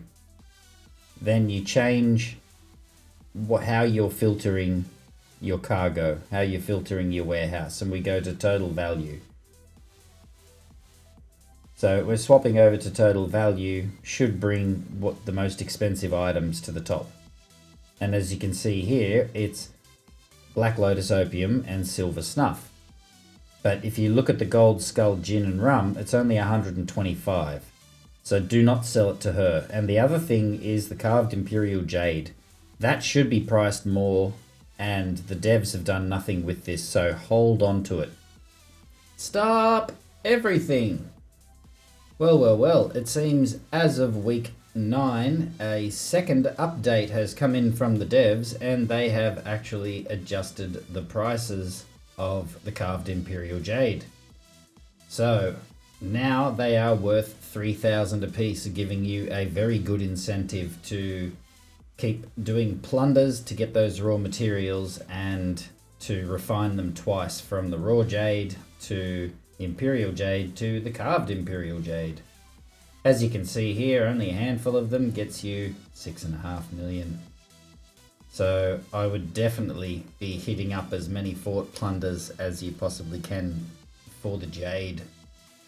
They have also corrected the price of the plain Imperial Jade. And as you can see, I have previous currency from previous seasons, and they're worth 2,000 a pop as well, which Imperial Jade was originally a Season 3 currency. Everything else remains the same. Which means these are still the best ways to earn your silver. However, there we go, there's another 10,000, which is 2.5 million. You just need to remember which kingpin to sell what product to. And I'm going to show you also some other awesome tricks to making a bunch of silver. Now, this footage here was recorded during what they call a double silver weekend. Now, I save all of the chests that I get, well, almost all of them, but all of the silver chests. So anytime you get silver chest off, the water and you have it on your ship, don't open it. Save it in the warehouse. And then you can see here I've got 1.5 million for opening that amount of chests. I've got 3,500 of those chests. So when you transfer them over, I make maybe 15 million with all of the chests that I had here in the warehouse. And I open up all different types of chests. I leave one in the warehouse to save the spot, so I don't lose that spot in the warehouse. And any chests that you know of, like you have the silver chest, you have the smaller silver chest, you have the Gilded Raiders cache, you have all of the convoy chests, any of the boss chests, they all come with silver, and that'll be doubled. So you can make a tidy amount of silver just from waiting, saving them and waiting for those weekends. Now, this is probably something I should have mentioned earlier. William Blackwood is both in St. Anne and Telok Panjara. He has a shop. I post every week on Reddit with updates about what this guy's shop rotates. It says weekly seasonal items. That's not weekly. The weekly is refresh. That's how often they refresh, including you saw Deep Iron there. So this is this season's armor, weapons and furniture, as well as cosmetics. Now the limited time items here swap around weekly, and again they're on a weekly refresh as well. They may remain in the store, but you can only buy one of these per week, or two of these, however many is in stock at the time. So you can see some of them are red because I've already made my weekly purchase. Now he also rotates blueprints.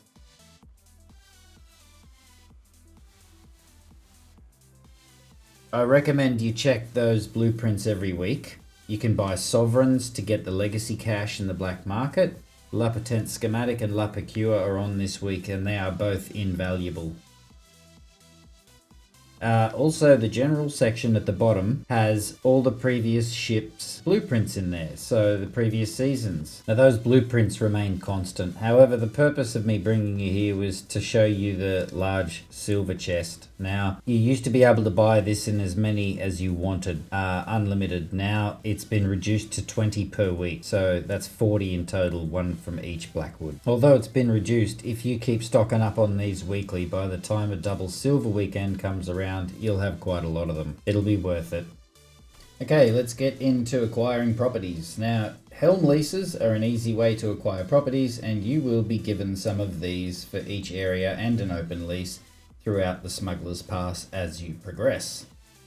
There's also something called a Legendary Heist, which is a 3-player co-op where you sink a merchant ship and sail the contents back to a pirate den in reward for a property. There is also solo hostile takeovers where no one else can join. And then of course you have the PvP, person versus person hostile takeovers, where other people can join and fight you for the property. There's also manufactory buyouts. Now all of these will give you a property if you don't already own it, and you'll get a gilded or silvery raiders cash and some pieces of 8 as well. Now, as I mentioned earlier, coercive growth is extremely important to upgrade very early on. Do not forget this upgrade. Now, again, if you reach a manufactory that is at level 4, it will not upgrade beyond that.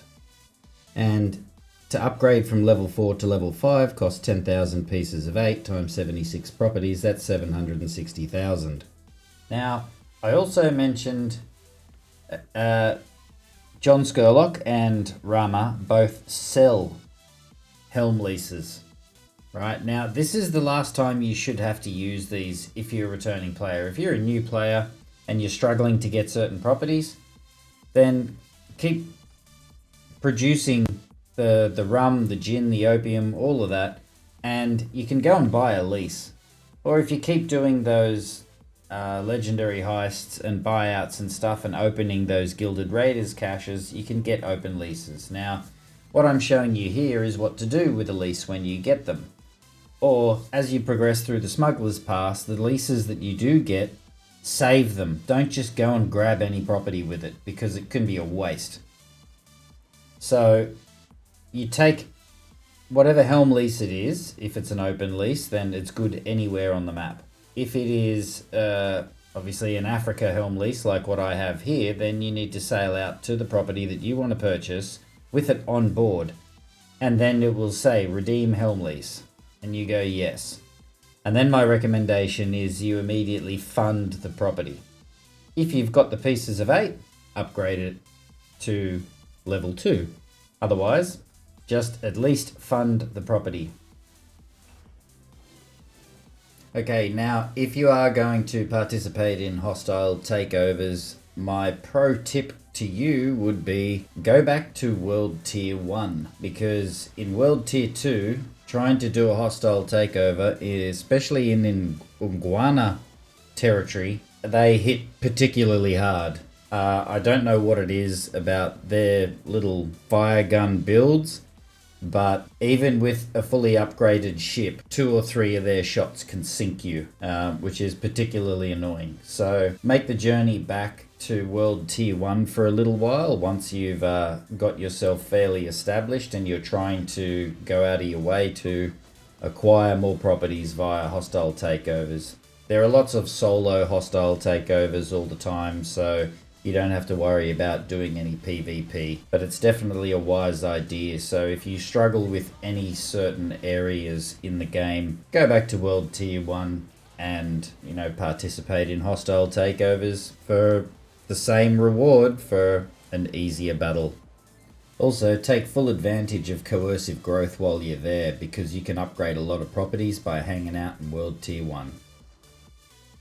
Now, talking of funding, I wasn't sure best how to set out this next section of video, but what I'm going to talk about is the funding and the different ways that you can actually use these manufactories now to craft things. Now, as you see, it says cogwheel, wood tar, blah blah, and there's the ones with pieces of 8 next to it, right? Like the White Skull rum here. I want to generate pieces of 8, so I'm going to select those things, and you can see the padlocks at the end of bronze ingot, Iroko plank. You'll see that in each individual property they have unique things, usually to that region, right? Cast iron ingot, Iroko plank. You can unlock things like the Black Lotus, Opium, and the Imperial Jade using the skills tree. All of these things you can unlock to be able to produce or manufacture. Now, again, I'm focused on pieces of 8. You can see here, it says upgrade parts, and there's refined specialized materials, rogue materials. The return on investment with these, even improved by, you know, season 2, are terrible, right? Unless you're manufacturing the whole region with the same thing, which is not really possible. Like, it is with certain items, like just normal refined items, bronze ingot, Iroko plank. Now you think about it, if you've got, you know, 6, 7, 8 properties all manufacturing Iroko plank, then it might generate a decent amount per day. But it's still easier for you to go out, sail out and harvest a bunch of that stuff, take it back to the refinery and refine it. So I've just kept it at pieces of 8. But you can actually now produce in the capitals, you can produce upgrade parts and ascension parts, but again you're getting like 0.6 of an ascension module per hour, which is ridiculous because you can acquire 20 or more per hour just by doing some bosses and convoys. I want to point out how to unlock the higher paying helm materials such as jade within the skills tree side of things.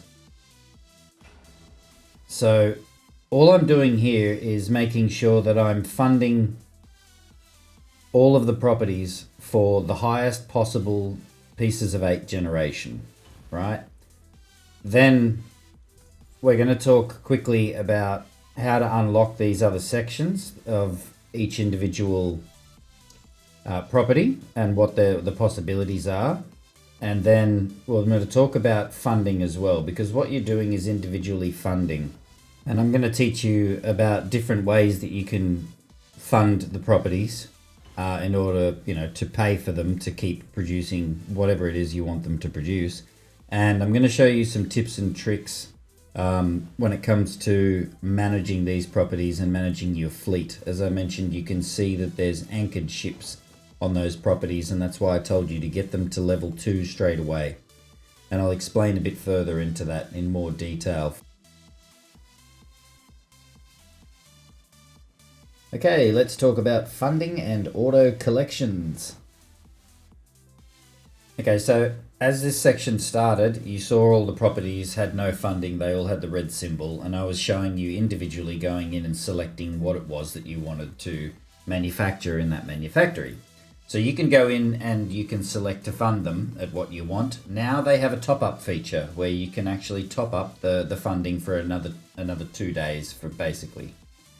You can also fund all of the properties in that region in one go, and it costs you a large chunk of silver. It costs once you've got everything completely upgraded, it's going to cost you about $100,000 a day. But it gives you the flexibility to know when all of your manufactories are going to run out of funding. Now, there are also auto collect zones. There are 3 in Africa, 1 in the Red Isle and 1 in the Indies. Now, once you have every property in that zone, which is defined by the yellow lines, and it kind of looks like a state or a region. Once you have every property in that feature becomes available to you. It also comes at a 10% tax. So if you have 500 in total, the game will take $50 off you. Make sense? Okay, now speaking of funding, I'm going to talk about other ways that you can fund the properties and save yourself time and unlock the highest paying, portions of each manufactory, right? So you can see down the bottom here, the Gold Skull Gin is locked. Now you need to go into the skills tree in the upgrades, and where the Gold Skull Gin production is, which I told you to do early on, once you actually unlock that, it will unlock that part of the production in the manufactory. So now you can use the Gold Skull Gin to, it's not going to create gin, it's just going to give you more pieces of 8. It's going to generate more pieces of 8. And the same thing will go here for the silver snuff. So once I realized that I needed to unlock the production of the silver snuff, just like I did with the upgrade books, that's when these unlocked in the manufactories for me. Okay, so the next section I want to touch on is generating more pieces of 8. Okay, so each one of these branches in the skills tree for each faction has this little central node in the middle that will increase the profit rate of whatever that faction's specialty product is, whether it's jade or snuff or black lotus opium, whatever. So it'll actually increase the amount of pieces of 8 that are generated. Like see here, advanced rum processing, this would be gin. Then of course, when you go to, well, the rum is up with the unguana, which I found strange. But advanced snuff processing through the DMC, and the rumpa have the opium. So that again, once you upgrade all of those, you'll generate even more pieces of 8 within those factions, territories, and properties that operate using, say, the black opium, that sort of thing. Now, something I mentioned earlier that I wanted to bring back and mention again is once you unlock these higher paying sections, like higher paying helm wares, make sure that you don't just swap it over, or that you pay attention to how many pieces of 8 are actually stored in that or have been generated in that. Now you can see some of these properties have, a decent amount generated. They're, 3/4 full, that sort of thing. If you just swap the production over, it will forfeit any of those amounts that you have. So if you have, 1,000 pieces of 8 that are stored in that property that have been generated and you haven't collected it, and you try and swap to a higher paying helmware production, like try and swap over to the silver snuff like I do here, you get a warning and it says you'll forfeit those amounts of 8s. So it's wise to collect them first. And if you're forfeiting, 20 pieces of 8, it's like, who cares? But if you're not careful, I lost, I think it was about 800 pieces of 8 in year 2, season 1, because of something like that I didn't pay attention to.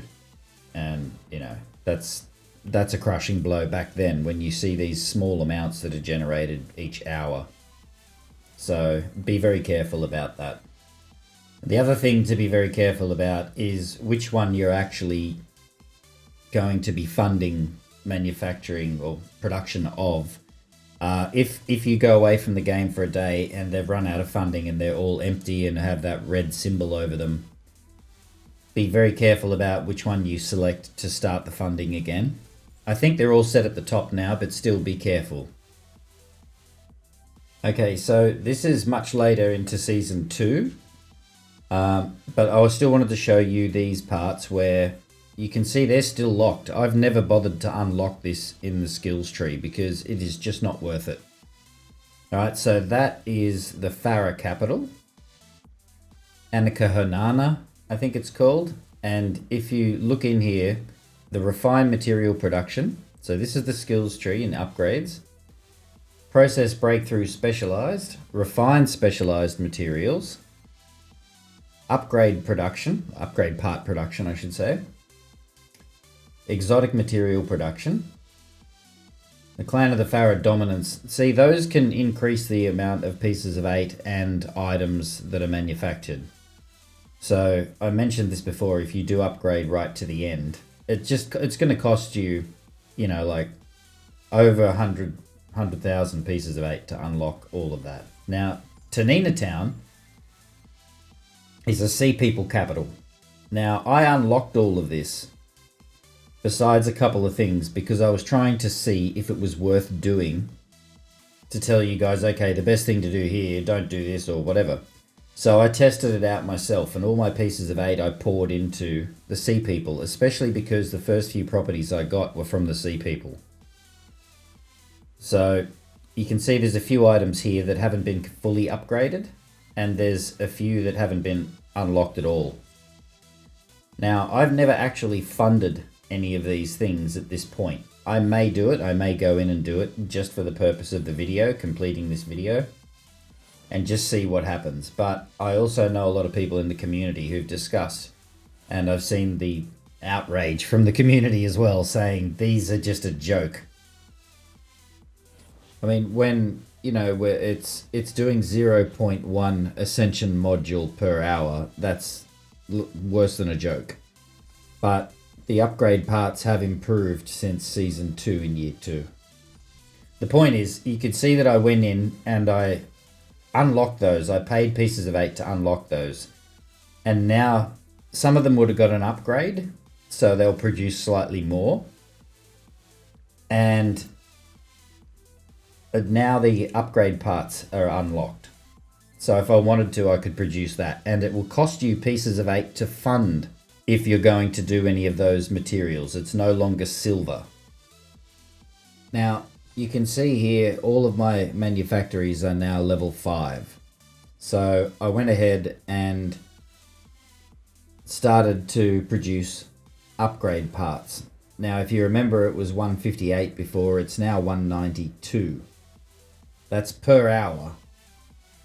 So I trialed this. Now, as you can see, when you swap production on anything, you forfeit whatever's in the manufactory at the time, and it'll cost you. In this instance, it costs you silver. Whereas if you were to swap over to, say, something like wood, it'll actually cost you pieces of 8. So also try to remember, this is long-term grind. This isn't something that is expected for you to do as soon as you can in the season to get all of this done. I'm just trying to give you a better understanding of what to do first in order to get your empire up and running so that you can actually purchase things or upgrade things, ascend things without being too stressed out that, you know, you're not going to have any pieces of 8 or any silver. Now, dependable laborers that you saw on the screen there is incredibly important to have. In order to boost the generation of anything within the manufactories. Now, I've mentioned this before as well. Now, I go ahead and record here to show you the costing of upgrading or purchasing the rest of the upgrades in the Empire Overview, also known as the skills tree. Now, it does cost quite a lot of pieces of 8, but as you can see, I have over 2.5 million pieces of 8 because I haven't been spending any of that over the course of basically season 1 to halfway through season 2. Simply because there was no need. I'd seen other people and I'd been looking at the costings myself, and it really wasn't worth it at the time. Now that I can afford to do it, I might as well do it, because that pieces of 8, that money is just sitting there not doing anything. So I only go ahead with a lot of these upgrades when you can afford to do so. Otherwise, just hold on to the pieces of 8 and save them for upgrading your ships to the maximum level, ascending weapons, purchasing things in the black market on a weekly basis as they refresh, things like that. You don't necessarily have to do any of this. However, I've also done some numbers. Now you see this costs silver again. I've also done some numbers when it comes to the generation of the upgrade parts. Right, so I do have final numbers. However, what I'm trying to show you here is how things change, how the costings change, how much is generated of the different materials when you're producing them change while you're doing these upgrades. So I keep backing out and trying to show the Manufactory's production amounts so that you can see with each upgrade how little actually changes most of the time. So it's quite an expensive outlay for very little return on investment. But again, these are long-term things.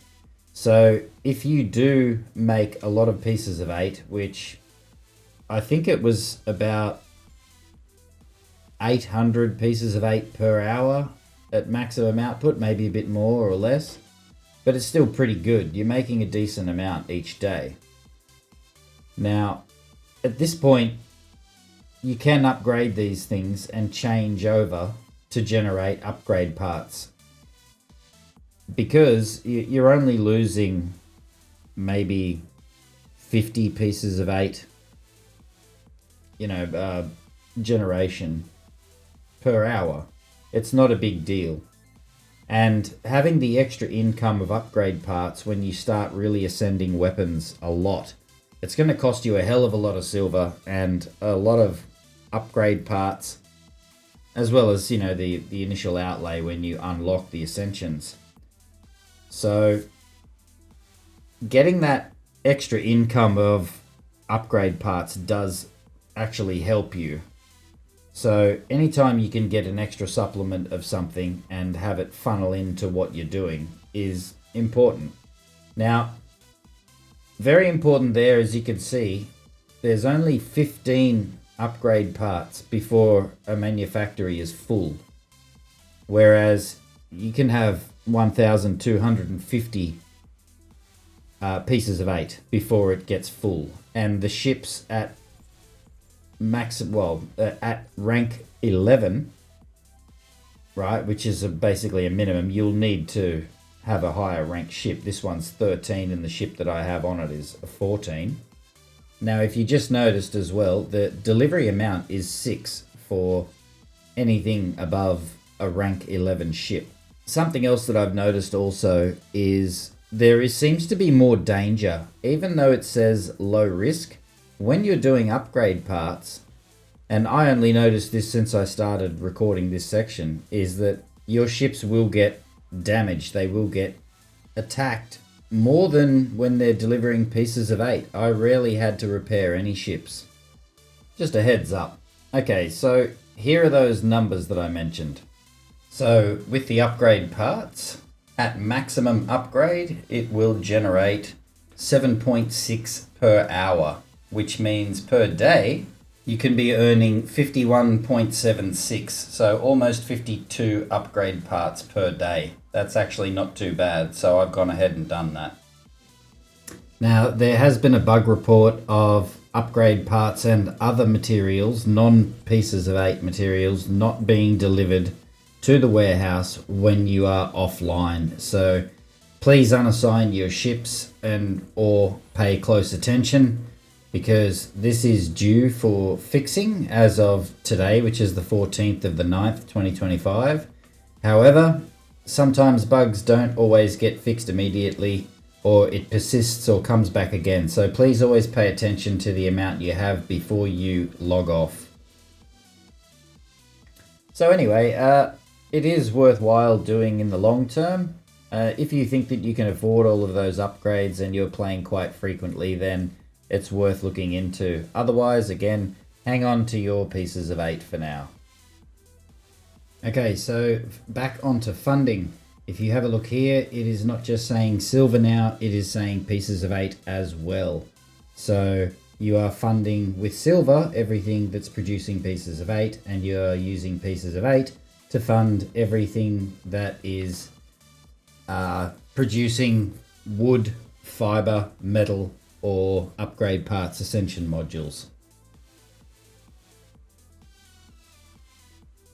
So just make sure, as I mentioned earlier in the video, that you upgrade or purchase all of these upgrades for Manufactory expansion. There's 3 of them in each faction. So to be able to level up to the 5th level, the highest paying level of the Manufactory, you need to have purchased all of them. However, coercive growth, as I said earlier, does not go beyond level 4. So unlock, pay for all of these, and then go around and have all of your properties upgraded for free by doing buyouts, legendary heists, and takeovers for that owned property. Now we're going to talk about collecting your pieces of 8 and also fleet management. If you have a look around here, you'll notice that they're all level 2s. The first thing I recommend you do once you start getting the pieces of 8 flowing and acquiring all these manufactories is upgrade them 1 level. Upgrade them to level 2 so you can start attaching ships. You can start assigning ships to auto collect. Okay, now this is where things can get a little tricky. This is year 1. So this is after they've changed it from only being a level 12 maximum to the upgrade where you could have level 13 vessels. Now, I had an entire fleet of 39 ships. That's excluding the Dow. So if you're a returning player, you'll probably recognize all of this and you might have some ships in your fleet.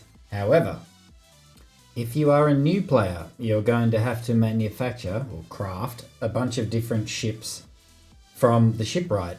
Now, I recommend you craft, for example, 4 of each type of ship, excluding the small vessels, right? Maybe 2 of each small vessel and 4 of each of the large or medium vessels. Now, there is 1 large ship in the game, which is the frigate. However, the rest are predominantly medium ships. And the reason why I say that is because then you can use them later on for different builds while you leave them to auto-collect the pieces of 8.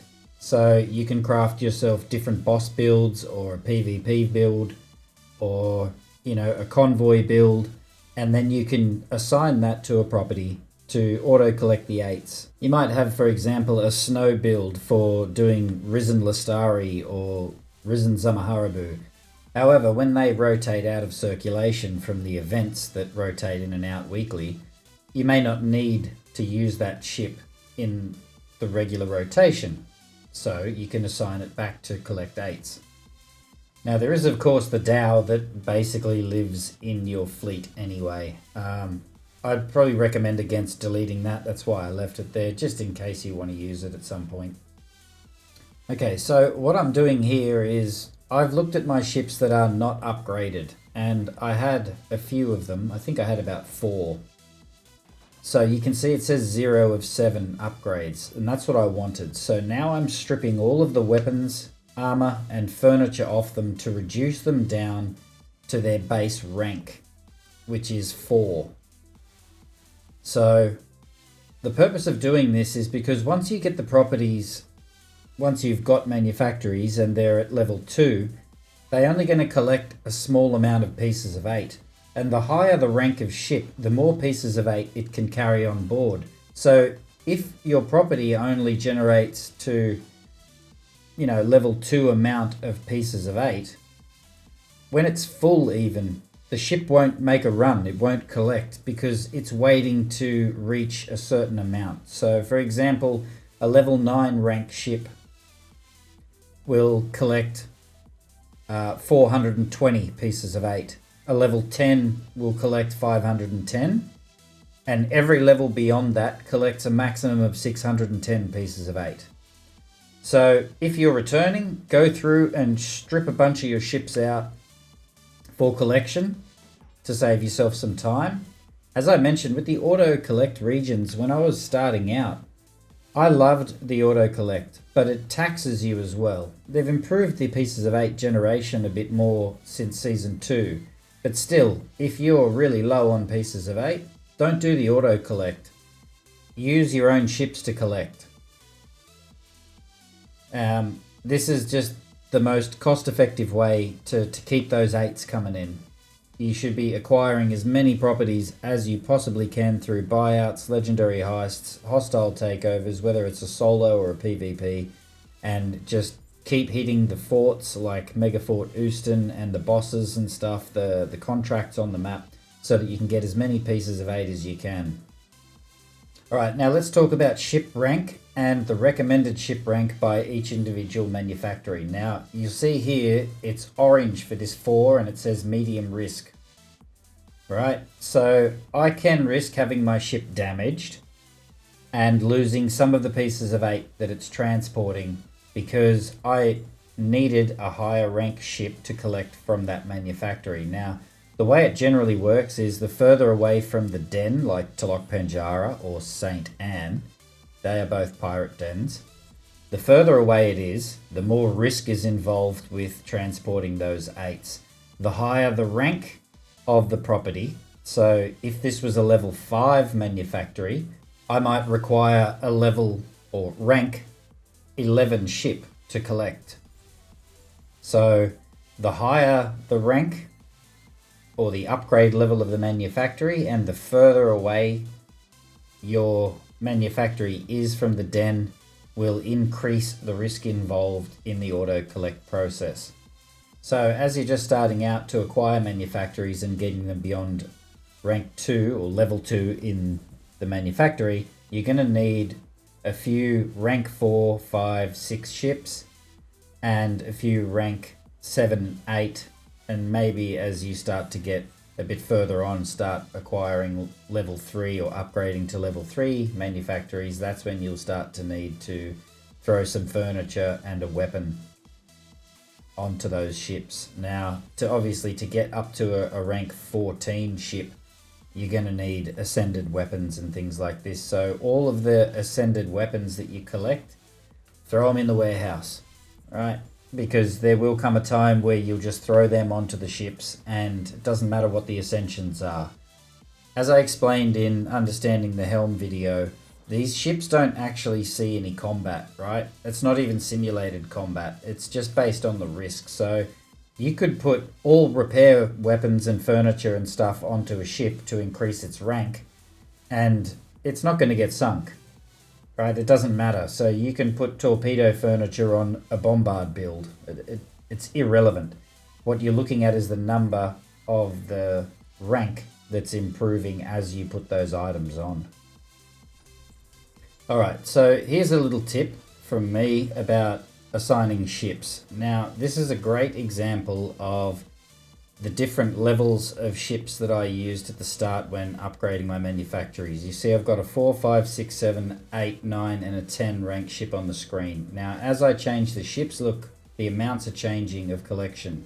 180, 240, 340. Now that's too much. We've got 266 in the manufactory, so we're going to put the 240 on. Now, I exited the property, but I'm staying on it. You can go back into it or stay into the property and remove that ship, unassign it immediately, so that once it's finished collection, it goes straight back into your fleet of available ships instead of leaving it anchored there.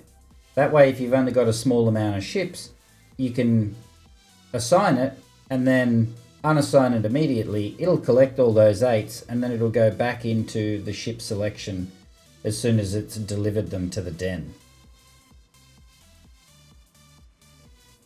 So as you start upgrading your manufactories, you're going to start to need to increase the rank of your ships. Now, this is an upgraded level 6 ship, So I'm going to choose a different one with no upgrade level at all. And you can start to get an idea of just how little the weapons make a difference when they're not ascended. So you can see here, some of the greater weapons, the higher ranking purple weapons will give you a decent amount. But look how much you jump up just by using a Royal Custodian armor. Now, that Royal Custodian armor, you can get them from doing convoys. That's why I've got so many of them. So they get dropped very frequently. However, outside of auto collection, I very rarely used the Royal Custodian armor. The blueprint's available for that now too, by the way. So you look at all the furniture where I've got larger amounts of them. 120 Bombard Menuiseries. I've got a lot of torpedo furniture from the Hubaks. There's also major furniture and things like that you can put on. The water tank was a cheap one that you could buy from the black market, but now again, I'd hang on to your pieces of 8. You can also go and craft from the carpenter something called the munitions mixer, and that's a high ranking major piece of furniture that costs only a few normal planks of wood and bits of steel or something, you know, like ingots to craft. So you can craft a whole bunch of them. Now you see I've got a lot of Dardanelles, I've got a bunch of Hellports in there, a lot of people won't have them. So you just throw on various pieces of weapons that you happen to have a lot of, just to increase the rank. It's not going to remain on the ship, it's just going to waste. But you can start to see the big chunks of the rank of the ship going up on the bottom right of the screen. So the whole purpose of this is just to raise the rank so that you can keep using that ship to collect, because once you get beyond level, or should I say rank 3 with your property, you're going to need to rank up all of your ships. There'll be no need to have a rank 4 ship or a rank 5 ship.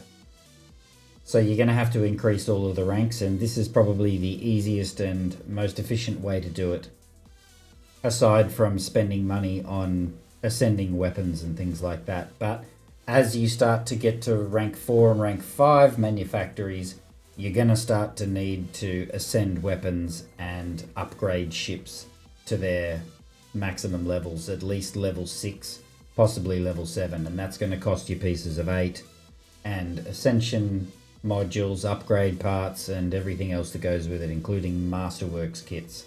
So for now, this is almost a low cost. If not, if you're a returning player, it's a free cost to do all of this sort of stuff. Now, just a quick reminder to be aware of coercive growth once you've purchased that upgrade, because if you leave ships assigned to a manufactory and then you do a buyout or hostile takeover for that manufactory, your ship can be damaged as it's collecting, and you can lose a portion of those pieces of 8.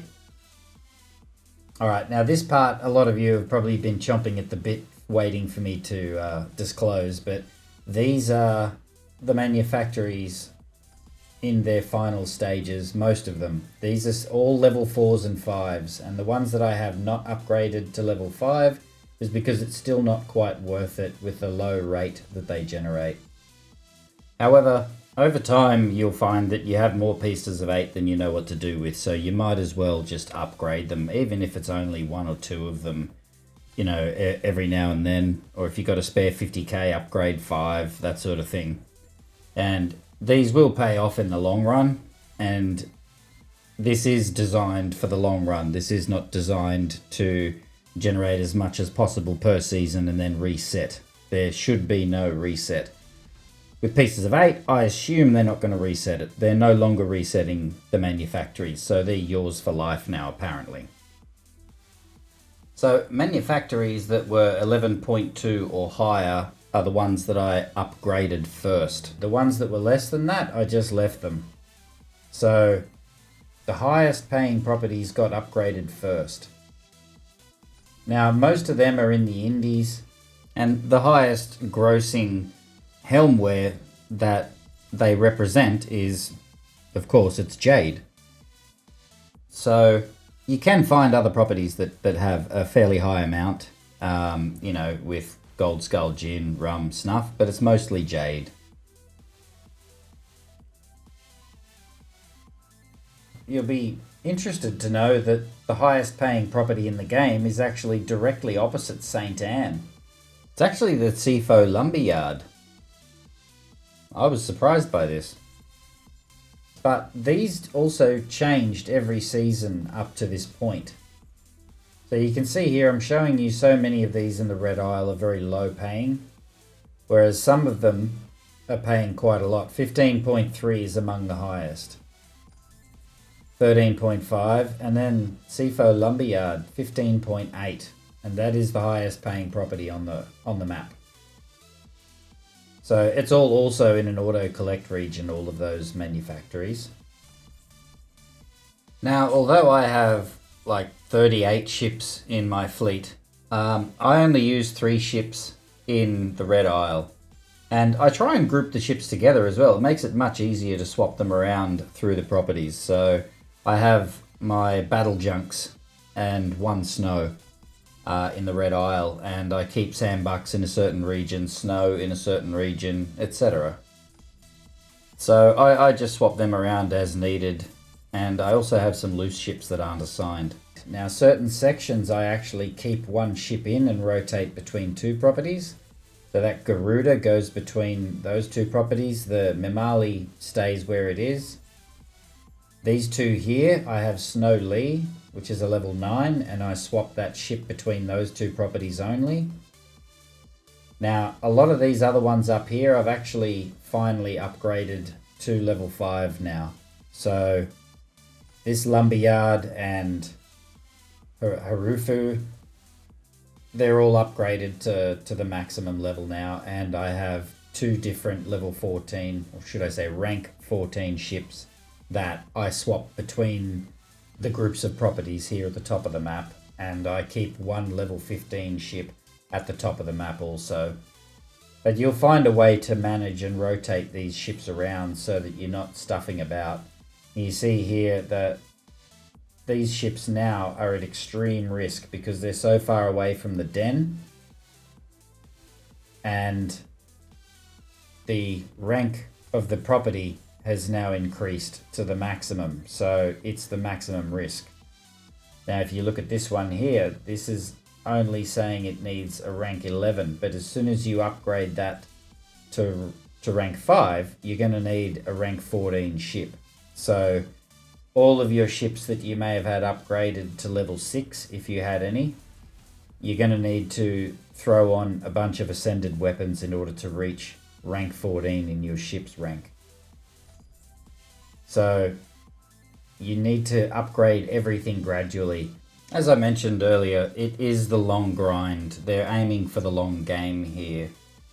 So I recommend, if you can manage your expectations and not expect to have everything upgraded or maxed out on day 1 like I used to when the pieces of 8 actually were in the chests, you'll keep these properties and it'll be a constant source of piece of 8 or whatever you decide to manufacture. If you decide to do those upgrades and then have them crafting wood and things like this, that's entirely up to you, of course. But I find that there's not much point when it is much more efficient to just go out and farm those items. Go and buy some from the black market and then refine them, or go and sail one way down the map and just harvest every tree, fruit and fiber that you come across, and then just refine them. That's a much more efficient way of doing it, I've found. Okay, so here's another example of rotating the ship in one small area. Because I needed that level 14, this property here now has my La Peste build. It was an old Brigantine build that I actually use on that manufactory, and it stays in this group of 4 manufactories that are around Sunken Gold Mine. And when we get a bit further down here, you'll see what I do with Snow Lee. See, I just upgraded that manufactory there, so you can see the rank of the ship that's needed. Now the one I was talking about is these level 4s here, and you can see I've got an old snow Li Tianning build that I've stripped down, and I just swapped that between the two properties. So it's a cool little trick. The other trick that I'm trying to show you here is that you can highlight the property you want and then reassign that ship. So I'll go scanning back down to find Snow Lee again, and then I can just swap it between those two properties at will. So you can go and select the property that you want to put a ship on. If it's already on another manufactory, that's fine. You don't have to go to that manufactory and unassign it. You can go to the new property that you want to assign it to and then find that ship. Then simply hold the button to reassign it, and it'll just jump from one property to the next. And that's about it on as far as upgrades and fleet management goes. So now I'm going to talk to you about a Helm wager. Now this is when you let all of your manufactories fill up. You could do the whole map if you wanted to, but they must be full, and you sail out to the property and collect manually. There is a percentage chance that the game will do this and offer you a Helm wager where you have to sail your pieces of 8 to a certain destination. This one is Moyen Creek, which is just above Lenitra, so in the middle top of the map. Now, this is a PvP event. It's not as bad as year 1. In year 1, 5 other people could join. 5 other players could join and try and sink you and take your pieces of 8. However, there was no limit on how many pieces of 8 you could have. Now it's capped at 350,000. So I highly recommend that once you perform the Helm wager, you have a friend join you. So one other person can actually join the Helm wager to either help you or, sink you. Unless your friend's, a bastard and wants to take your money. I don't see that happening. At the end of the Helm wager, I'll show you how to join a Helm wager when you see one on the map, which is what you or your friend will see so that you can join, because you can no longer join by just hovering over the ship like you used to in year 1. Now, you can sail around and collect more as the little notification told you. You can also reject it and just keep collecting pieces of 8, because you might want to save up 350,000 pieces of 8 and then max your earnings by doubling that amount. However, when you start a Helm wager, almost all other ships become hostile towards you, but there are pairs of rogues that come out. They spawn 2, 4, and 6 of them can come after you, and some of them can hit pretty hard. So it is very much enter at your own risk, and I would definitely stay on your guard. There was a pair of rogues there. And they will just keep spawning and chasing after you, so you just keep running. Now there's no perfect ship to do this. I stayed in my Garuda because that's a pretty powerful ship. You might want to choose the Brigantine. You might want to design a ship specifically, to go as fast as possible, but also do, some pretty big damage. The way the game balances out now, you see people doing Helm wagers in all kinds of vessels. But ultimately, you don't want to use a small ship or something. Don't use something like a sloop, because they only go like 12 knots. So you're just going to get bashed if someone joins you. So try not to do that. Now, also, again, think about it. Don't get too greedy, because if you see somebody join that Helm wager, if you have a large amount, the more risk you're going to attract, because other people will keep an eye on the Helm wager. I do it purposely just because I want to see how much the Helm wager is. Once you join a Helm wager, you cannot quit out of that Helm wager and rejoin it. You have exited for good. So don't do that.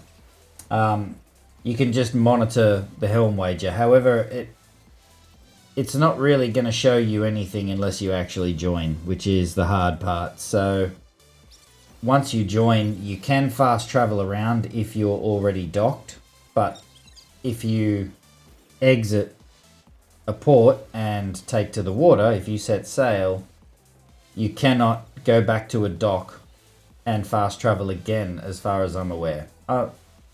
That one I'm actually uncertain of. However, because I've never done it to follow people around, you know. I think you can actually, so be aware. I think you can actually go and dock again and then fast travel.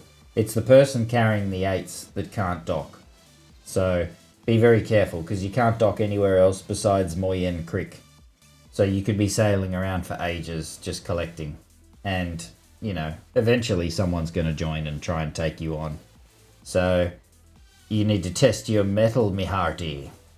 So I have a set routine here. It's only a small amount of 8s that I was collecting anyway. It's not a large amount.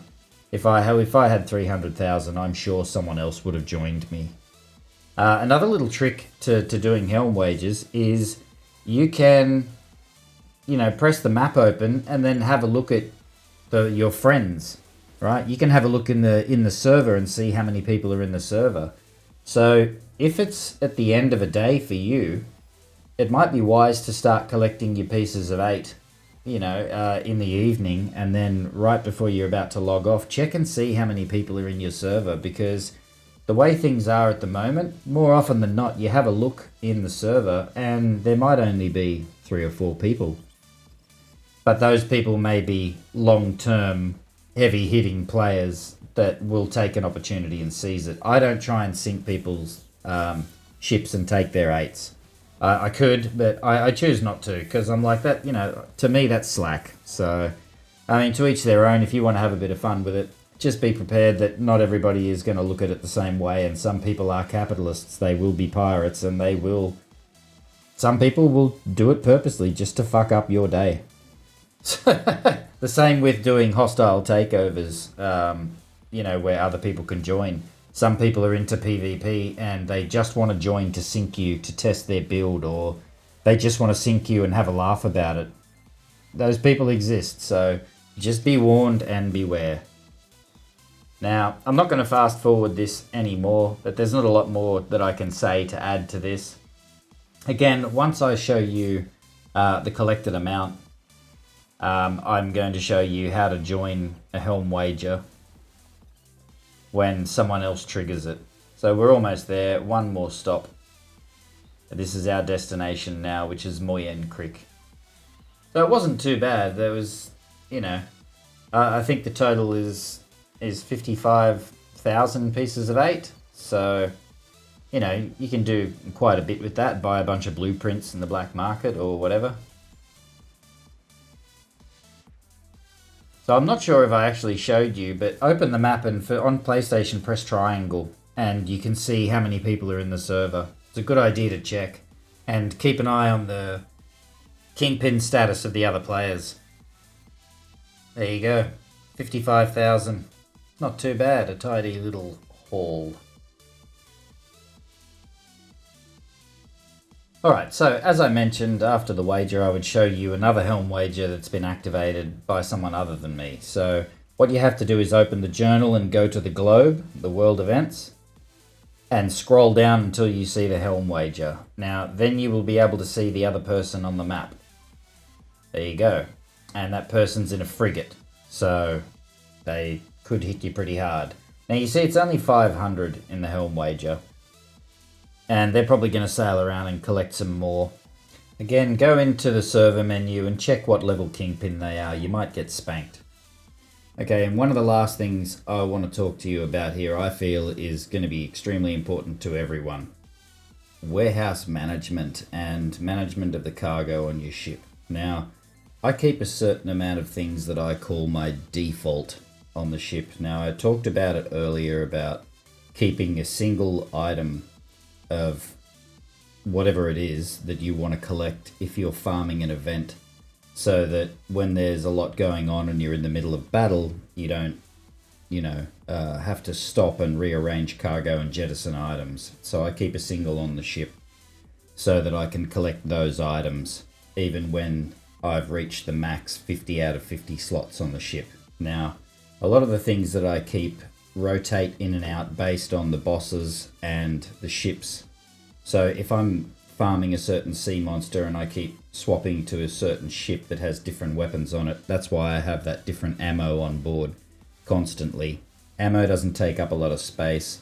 I only ever use Enhanced Repair Kit 2 and Enhanced Repair Kit 1, and I keep a close eye on my hull health so that I can, easily, quickly get a small amount of health back with the Enhanced 1, and if I need at least 50% health back, then I'll use the Enhanced 2. They have the shortest cooldowns and the largest repair amounts. So you can see here I'm just showing basically what I'm keeping on board for now. And because I'm always doing fort plunders and things like that, I make sure that I've always got, one of each raw helm material on board. Now, as far as the warehouse goes and warehouse space, this is the most important thing. A lot of these items that you see that I'm cycling through here, these foods, I don't use them. I've only got them from doing farming to get achievements such as Master Chef, with the bananas, the coconut, the food, the durian. And I'm happy to delete them out of the warehouse. Certain other items I keep on, in the warehouse purposely so that I can do buyouts and stuff. Now, I was hoarding the repair kits because you could actually sell them, and they were worth 250 and 500 silver, and the devs must have realized their mistake, and I even had to remove that from the video here before posting it because I went back there and it was only 1 silver each, and I'm like, all right.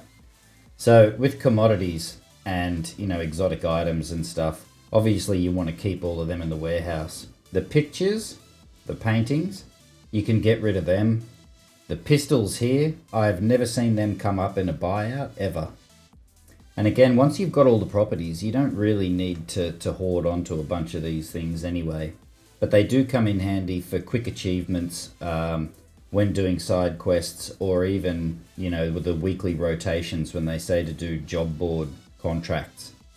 The wine you can get rid of. The tobacco rarely comes up, but that does sell for a decent price. Again, once you're settled with silver, as I mentioned earlier in the video, you don't need that. Now these relics, I was keeping them to do buyouts and things like that as well. But now that they're not taking the properties off you, I'm starting to get rid of them. I've got a few previous event items in my inventory, such as the 500 ice. That was originally from a summer solstice, what would you call it, an event, right? And you need to sold the drinks that you saw earlier. Now these chests here, the Garuda and Battle Junk and stuff, they come from doing death tides. I need to remove them and open them. There's a whole bunch of other chests that I hold on to as well. These are all from doing convoys. So these contain Ascension modules and upgrade parts as well as rogue materials. So I hoard them. I don't really need to open them because I have a plethora. And I probably wouldn't delete these out of the warehouse. The Dark Tides chest number 1 was because the devs made a mistake, and that was given out even in World Tier 2. And it shouldn't have been. So as you can see, I transfer these straight out because they need to be opened. I don't need to keep them. The Ascended Weapons caches, I would keep all of these in my inventory and just keep stacking them, because once you open them, you've either got to salvage the weapon or use it on another ship or something, or it'll just take up another spot in your warehouse. So anything that you can stack, you can sort of hold on to. But then after a while, you'll start to realize that, out of the 500 spots, you think you got heaps, and then you start thinking, damn, I'm close to being maxed out here. And you have to start getting brutal. So all of the chests that you see that I've got stacked there, they're all legacy caches right back from year 1. So the legacy cache 1, legacy cache 3, 4, the Gilded Slayers chest is something that you get from Lenitra, and that costs you 5 primeval fangs. And then the silver chests that I mentioned before. Hoard as many of those silver items as possible, so that when there's a double silver weekend, you can just smash them all open, leave one in the warehouse to start all over again. Mysterious chest is from doing convoys as well, and it's a pretty crappy chest. That's why I just keep one in there, so when I'm doing convoys on repeat, I can simply throw them into the warehouse and then quickly open them all later. You only get a handful of raw helm materials, like 8 of this, 10 of that. It's really annoying. But you have to start getting brutal with the ascended weapons that you're keeping. So I basically will not keep anything less than a god roll. And if it's not, it needs to be a useful god roll as well. Sometimes, you know, I'll keep them anyway if I've got warehouse space, because I'm like, all right, I'm going to use this weapon. I plan to ascend it. So I've got 2 free ascensions basically that I don't have to pay the full cost to unlock. So you do have to get brutal with it and not have, you know, 18, 20 of single ascended weapons. So if you must, ascend them to level 3 and stick them on a ship that's already assigned to pieces of 8 collection, right, to manufactory duty. And start to go through all of the other weapons. And I'm not like going to brutal, you know, salvaging here just for this video, right? But I'm showing you what I do in order to maintain space in my warehouse. Armors are always good to stack, especially the rarer ones. And one of my primary things that I will tell you here, once we get past this furniture thing, a lot of these furnitures, right, are easy, very cheap to craft. So especially the grey furniture, and you don't need to keep them, right? I've got a few there because I took them off a ship when I was doing another build. So crew attack stuff, and every now and then I'd get these dummy cannon works and stuff that I'm using on various, you know, builds. And then of course you've got, you know, all of these other extra special items down the bottom, including stuff that are for contracts. So the Huback components and Lepest heads. The leather I just kept in there because I had extra space. I haven't really found a use for it. Now you go to the blacksmith obviously, and you know, you can go through a heavy duty salvage thing and start getting really brutal. If you think that, you know, you're not going to use this weapon on a ship, then, you know, salvage it. There's a few here that I toss and turn about because I do have ideas for future builds, and I'm like, it's already double ascended. You know, but the rest of the grey furniture that you don't really need is pretty easy to go and salvage that straight away, and you can easily craft them. I'm going to jump into the carpenter in a little bit and show you what I mean. And my theory also with special item events and obviously battle pass or smuggler's pass events, when they give you weapons, armor and furniture, obviously do not delete them. If you do get the 2 weapons from the smuggler's pass, if it only gives you 2, then only ascend one of them. Keep one of them normal in the warehouse. Try not to ascend both of them in case you end up bricking them and then you're stuck with 2 useless weapons and you can't find a way to replace them. So I keep anything that is irreplaceable until it becomes replaceable, and I keep certain items in the warehouse like these furnitures. If any of these furnitures, you know, require specialty items, then I keep them and I delete everything else around it until I'm in a position where I can easily craft those items again, and I'm not going to feel the pain. I'm not going to have to go out and farm something because halfway through, you know, building a certain build, I'm like, oh, I don't have enough of this now. I have to go out and farm it. So a lot of the grey furniture and even green furniture you can just get rid of. Now we'll go over to the carpenter and I'll show you further what I mean. Some of the pieces of furniture are really cheap to build. Right, so bronze ingot and cogwheel. Right, zinc, juniper, rammy, and a couple of shellac. You know what I mean? So, but when you come across specialty items, so at first some of you might find it hard with if you need a rogue material, and then again an upgraded rogue material.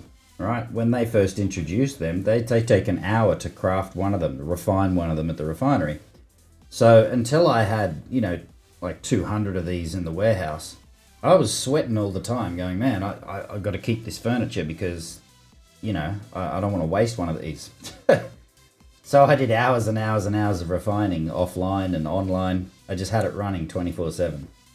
But pay attention to what the items need. See, this is putrefied Zamaharabu scale, whereas the other item there only cost 2 different regular refined items. So xantha stone. So I'm not going to get rid of these furnitures simply because they require these items. But once I get down to the crunch, I can start salvaging them if I'm not using them. They're just sitting there if I've got a plethora of xantha stone. And I taught you how to farm xantha stone anyway as an example. So it's not really that bad. So if you start really struggling for warehouse space, that's what you look at first. So hierarchically, if you can craft it really easily, get rid of it. If it costs special items that you don't have a lot of, keep it. Okay, now something that I see quite frequently, especially with new players, is I see people running up to the cache. Now, this is just like the warehouse at any of the pirate dens. On any outpost, you can find a cache that accesses the cargo. Now, for those of you who are still doing this, you don't need to. It is a huge waste of time. If you have a look at this button here, which is down the bottom right, it's different on every system, whether you're on Xbox, PC or PS5. On PS5, it is the circle button. The circle button accesses the quick menu, which, as you can see here, accesses the cargo. Now, something else I've seen a lot of players, both new and old players, or at least people that have been playing for a while do, is when you run out onto, an outpost, you go looking around maybe for a shop or to find the treasure from a treasure map, then I see them run back. Now, you've got the land map now that they've introduced, but instead of running all the way up this path and then climbing down the rope and running all the way back to, the boat, you can hold that same button and just set sail. Or you can simply press the map, open the map, and fast travel to another location. You don't need to run back to the dock. And the same thing goes with accessing the Helm. So you start at the dock down there, and instead of running all the way through town, like going to the warehouse here, you totally don't need to do it. You can access the Helm. Right next to that quick menu button is a Helm button. And if you hold that, it'll take you directly into the Helm office. Just like magic. Sweet. So one of the last things I want to talk about here is the Smuggler's Pass. Now, I generally wait and save up the entire amount before redeeming any of it, but that's because I'm live streaming and I want to show everybody what you get, and there's no shenanigans as well.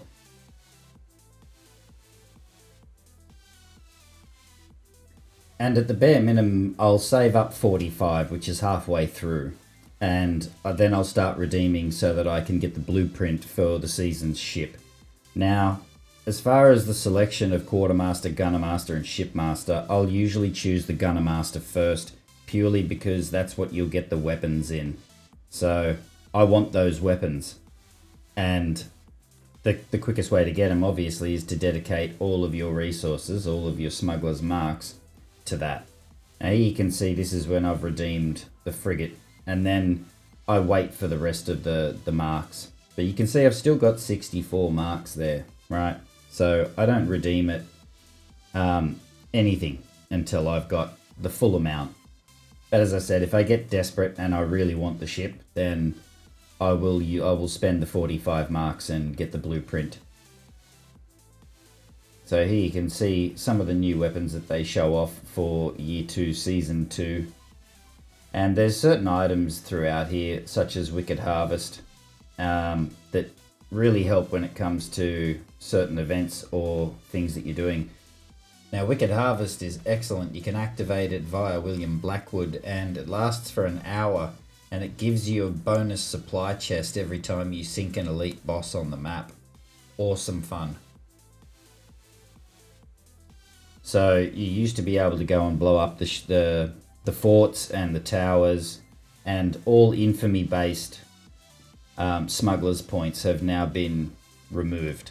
So that's not how you get smugglers points anymore. So I'm going to show you just after this section here exactly how to best farm the smugglers points so that you can get through the pass really quickly. Something else I probably should mention, if you see any of these items here that have a little gold crown in the top right hand corner, they will not be given to you. That is only if you buy the premium pass, those will be awarded. And if you do buy the premium pass, I believe you get 15 marks to use immediately, and most of the gold you get back. So it's kind of a win-win, and it's actually beneficial to buy the pass. Now, a lot of the weapons that they gave out this season was a little bit disappointing because they were, you know, like season 2 items, like the Infernal Maw there. I found that a little bit sad, really.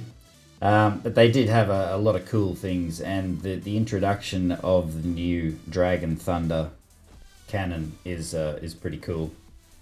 Look, see Hong Yi Pao in there. It's just a whole bunch of stuff that I was like, wow, really? Okay, Divine Thunder? Yeah, I'll take that. Every day of the week, I'll take another Divine Thunder. So, that is the entire Smuggler's Pass. And again, remember the little crowns? You'll get that back if you purchase.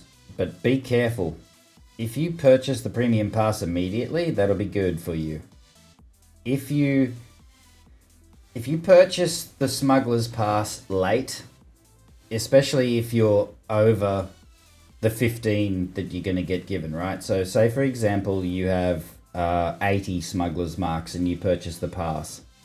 This is where you'll run into trouble, because there is something called the Pinnacle Store.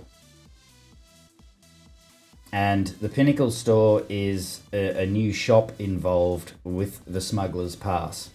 And there's blueprints in there and chests in there, and there is the new weapon in there, so the Dragon Thunder Cannon that you can actually purchase. Now, once you've reached the 90 marks and unlocked the Smuggler's Pass, if you purchase the Premium Pass, you cannot buy marks anymore. You need to farm them, and the best way is to go into the Challenges tab here and check those out. Right, so have a look at progress items. And there's, you know, weekly, seasonal, and events. And if you start hitting these and chipping away at them, some of them are a bit long grind, and others you can accomplish quite quickly. And some will just happen organically anyway, like the damage and things like that. Now, this is one of the best ways to get Smuggler's Points, and to get a large amount of Smuggler's Points, so you can really earn a lot of Smuggler's Marks quite quickly. The weekly ones obviously are just that. So it's just by doing weekly things like plunders and maybe 5 job board contracts, 5 bounty contracts. Usually one of the boss is in there as well, so it might say Li Tin Ning. And I recommend you buy all of the blueprints, right? You need 70 marks all up to purchase one of everything that's there. And then buy a bunch of the Dragon Thunder Cannon and keep them. I've got like 20 now in the warehouse. Now, I'm showing you here the end of doing certain events, such as Fangs of the Farah, which is just a little boss. She's pretty quick to beat, and you can see the Smuggler's Points that I get. Plus you get Gildmarks, pieces of 8, and you get the chest that has Ascension Modules and Upgrade Parts in it. Right, so here's a Fort Plunder, and you can see the Smuggler's Marks that you get for doing that. Plus, if you've got the Helm contracts there, you're getting raw Helm materials that all go towards refining, that goes towards keeping yourself cashed up with silver. So there's win-win-win situations, especially with the Jade now being at 3,000 a piece. So 75, 75, 75, and you can see that whenever I have, you know, stacked contracts there, I got 75 Smuggler's Points for every contract that I had on me. So every day I hit the forts multiple times. And that's about the best way that I can advise you to get Smuggler's Marks really quickly. So get doing the forts, hit the bosses.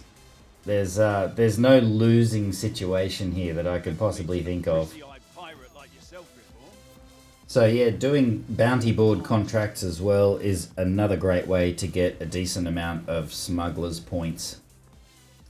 So I just completed Vikram there, and you get bonus items as well. And that's also another way that you can, you know, earn the large amounts from the achievements. As I mentioned, it might be Li Tianning, it might be Vikram, either way. Now back to the Pinnacle store. I mentioned you need 70 marks in total.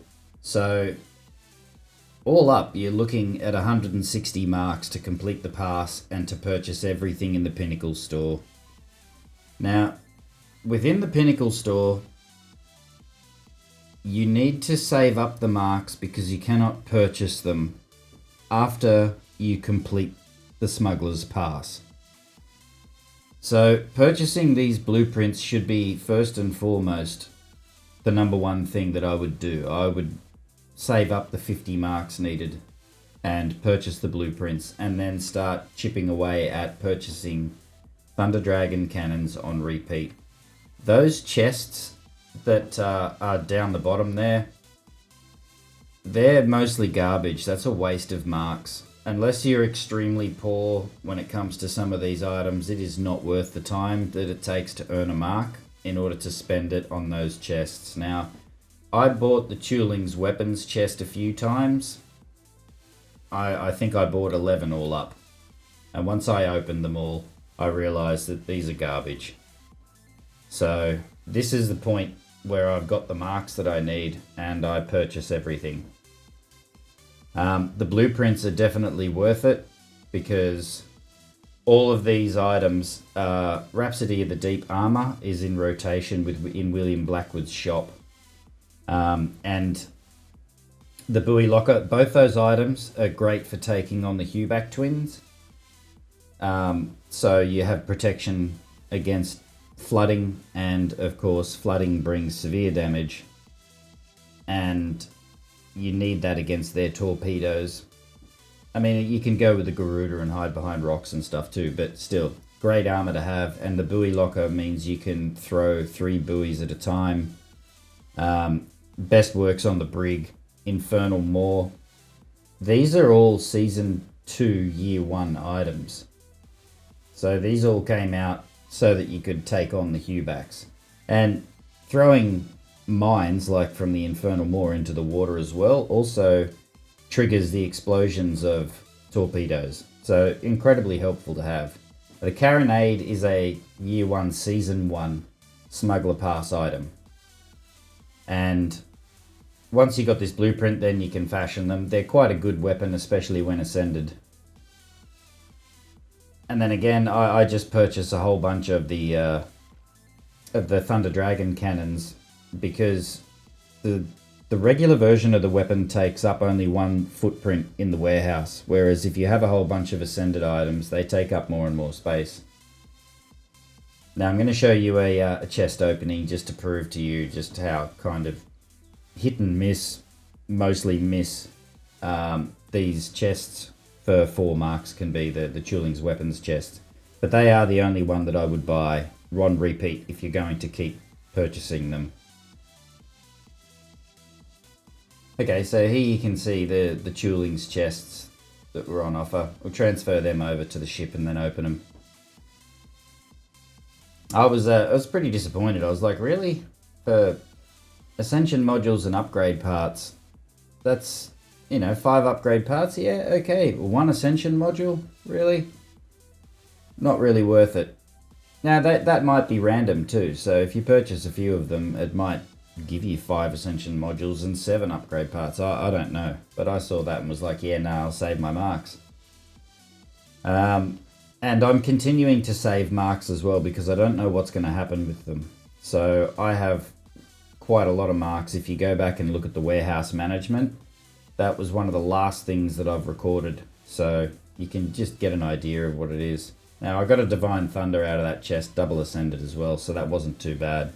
That's why I say, you know, like, if you want to keep buying that, that's the only one that I would keep buying on repeat. However, once you open them, now you're stuck with ascended weapons that take up space in the warehouse. So keep hoarding the chest. And in new seasons, new items may be added to that chest as well, which is why I like to keep previous season's boss chests. Just another little tip there. And coming in with another tip here is, if like me you ended up with a whole bunch of accelerated gunrail smithy, take them to the blacksmith and salvage them. You do get some deep iron, so that can come in really handy when crafting your frigate.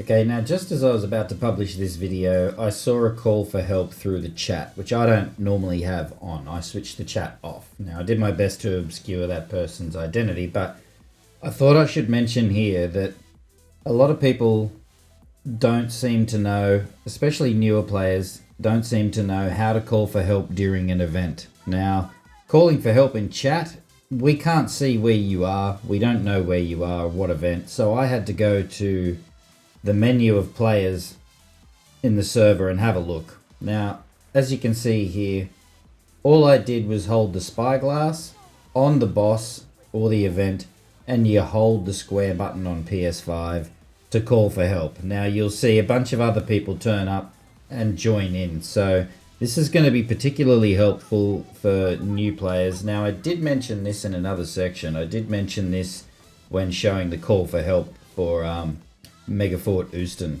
But I think people seem to forget. Now, story related missions. So you may want help with that. If you have friends or you ask someone in the chat to meet you at a certain location, people can do that. But there is no call for help when you're doing a story related boss. Like say the game introduces you to Li Tianning or, you know, any other boss that's in the game. There is no call for help when you spyglass. So you will have to use the chat for that. But you've got to tell people where you are, or we have no idea. If you have the presence of mind, you can open the map, press the triangle button on PlayStation to show the server or the groups, things like that. Go and have a look, and that person's name above their name will have a contract that they're involved with. That may not be their location, but it's a start.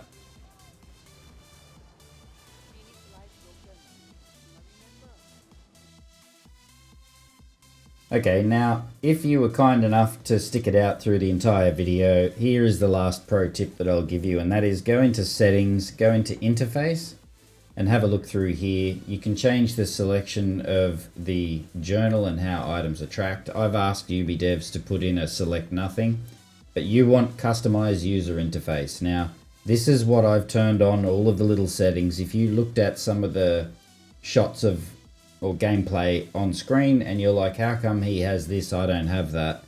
How does he get those numbers? How do you see this? Go in here and turn all of these things on so that I have a constant distance that is shown once I identify an enemy, whether I have to shoot them once or spyglass them, and it'll show me 600 meters, 500 meters, 900 meters, that sort of thing. It should give you a constant distance. Plus you have the enemy health and status icons, all kinds of stuff in here, right? So I would switch all of that on. It can get a little cluttered when there's a lot of enemies and player ships on the water and stuff. However, I find that having all of those things makes me a more accurate player, especially when it comes to destroying enemy ships. So I hope this one helps you. Okay, so the last thing here while we watch my Moonshine Mangler schooner build with Ashbreakers destroy this event. And if you'd like to join me in the community of Skull and Bones, you can find my Ubisoft Connect while I'm live on stream. I do believe that any of you can come and play with me. I'm happy to share any tips if you think I've missed something. So I hope you found the video helpful. If you have any questions, please pop them in the comments below. Is there anything in the game you'd like to see a tutorial on? Again, let me know in the comments. I also stream live on Twitch. Check the description below for live times. Also, don't forget to hit that subscribe button and check the bell alert so you know when new videos go live. I'm Platinum God Games. Until next time, game like a god.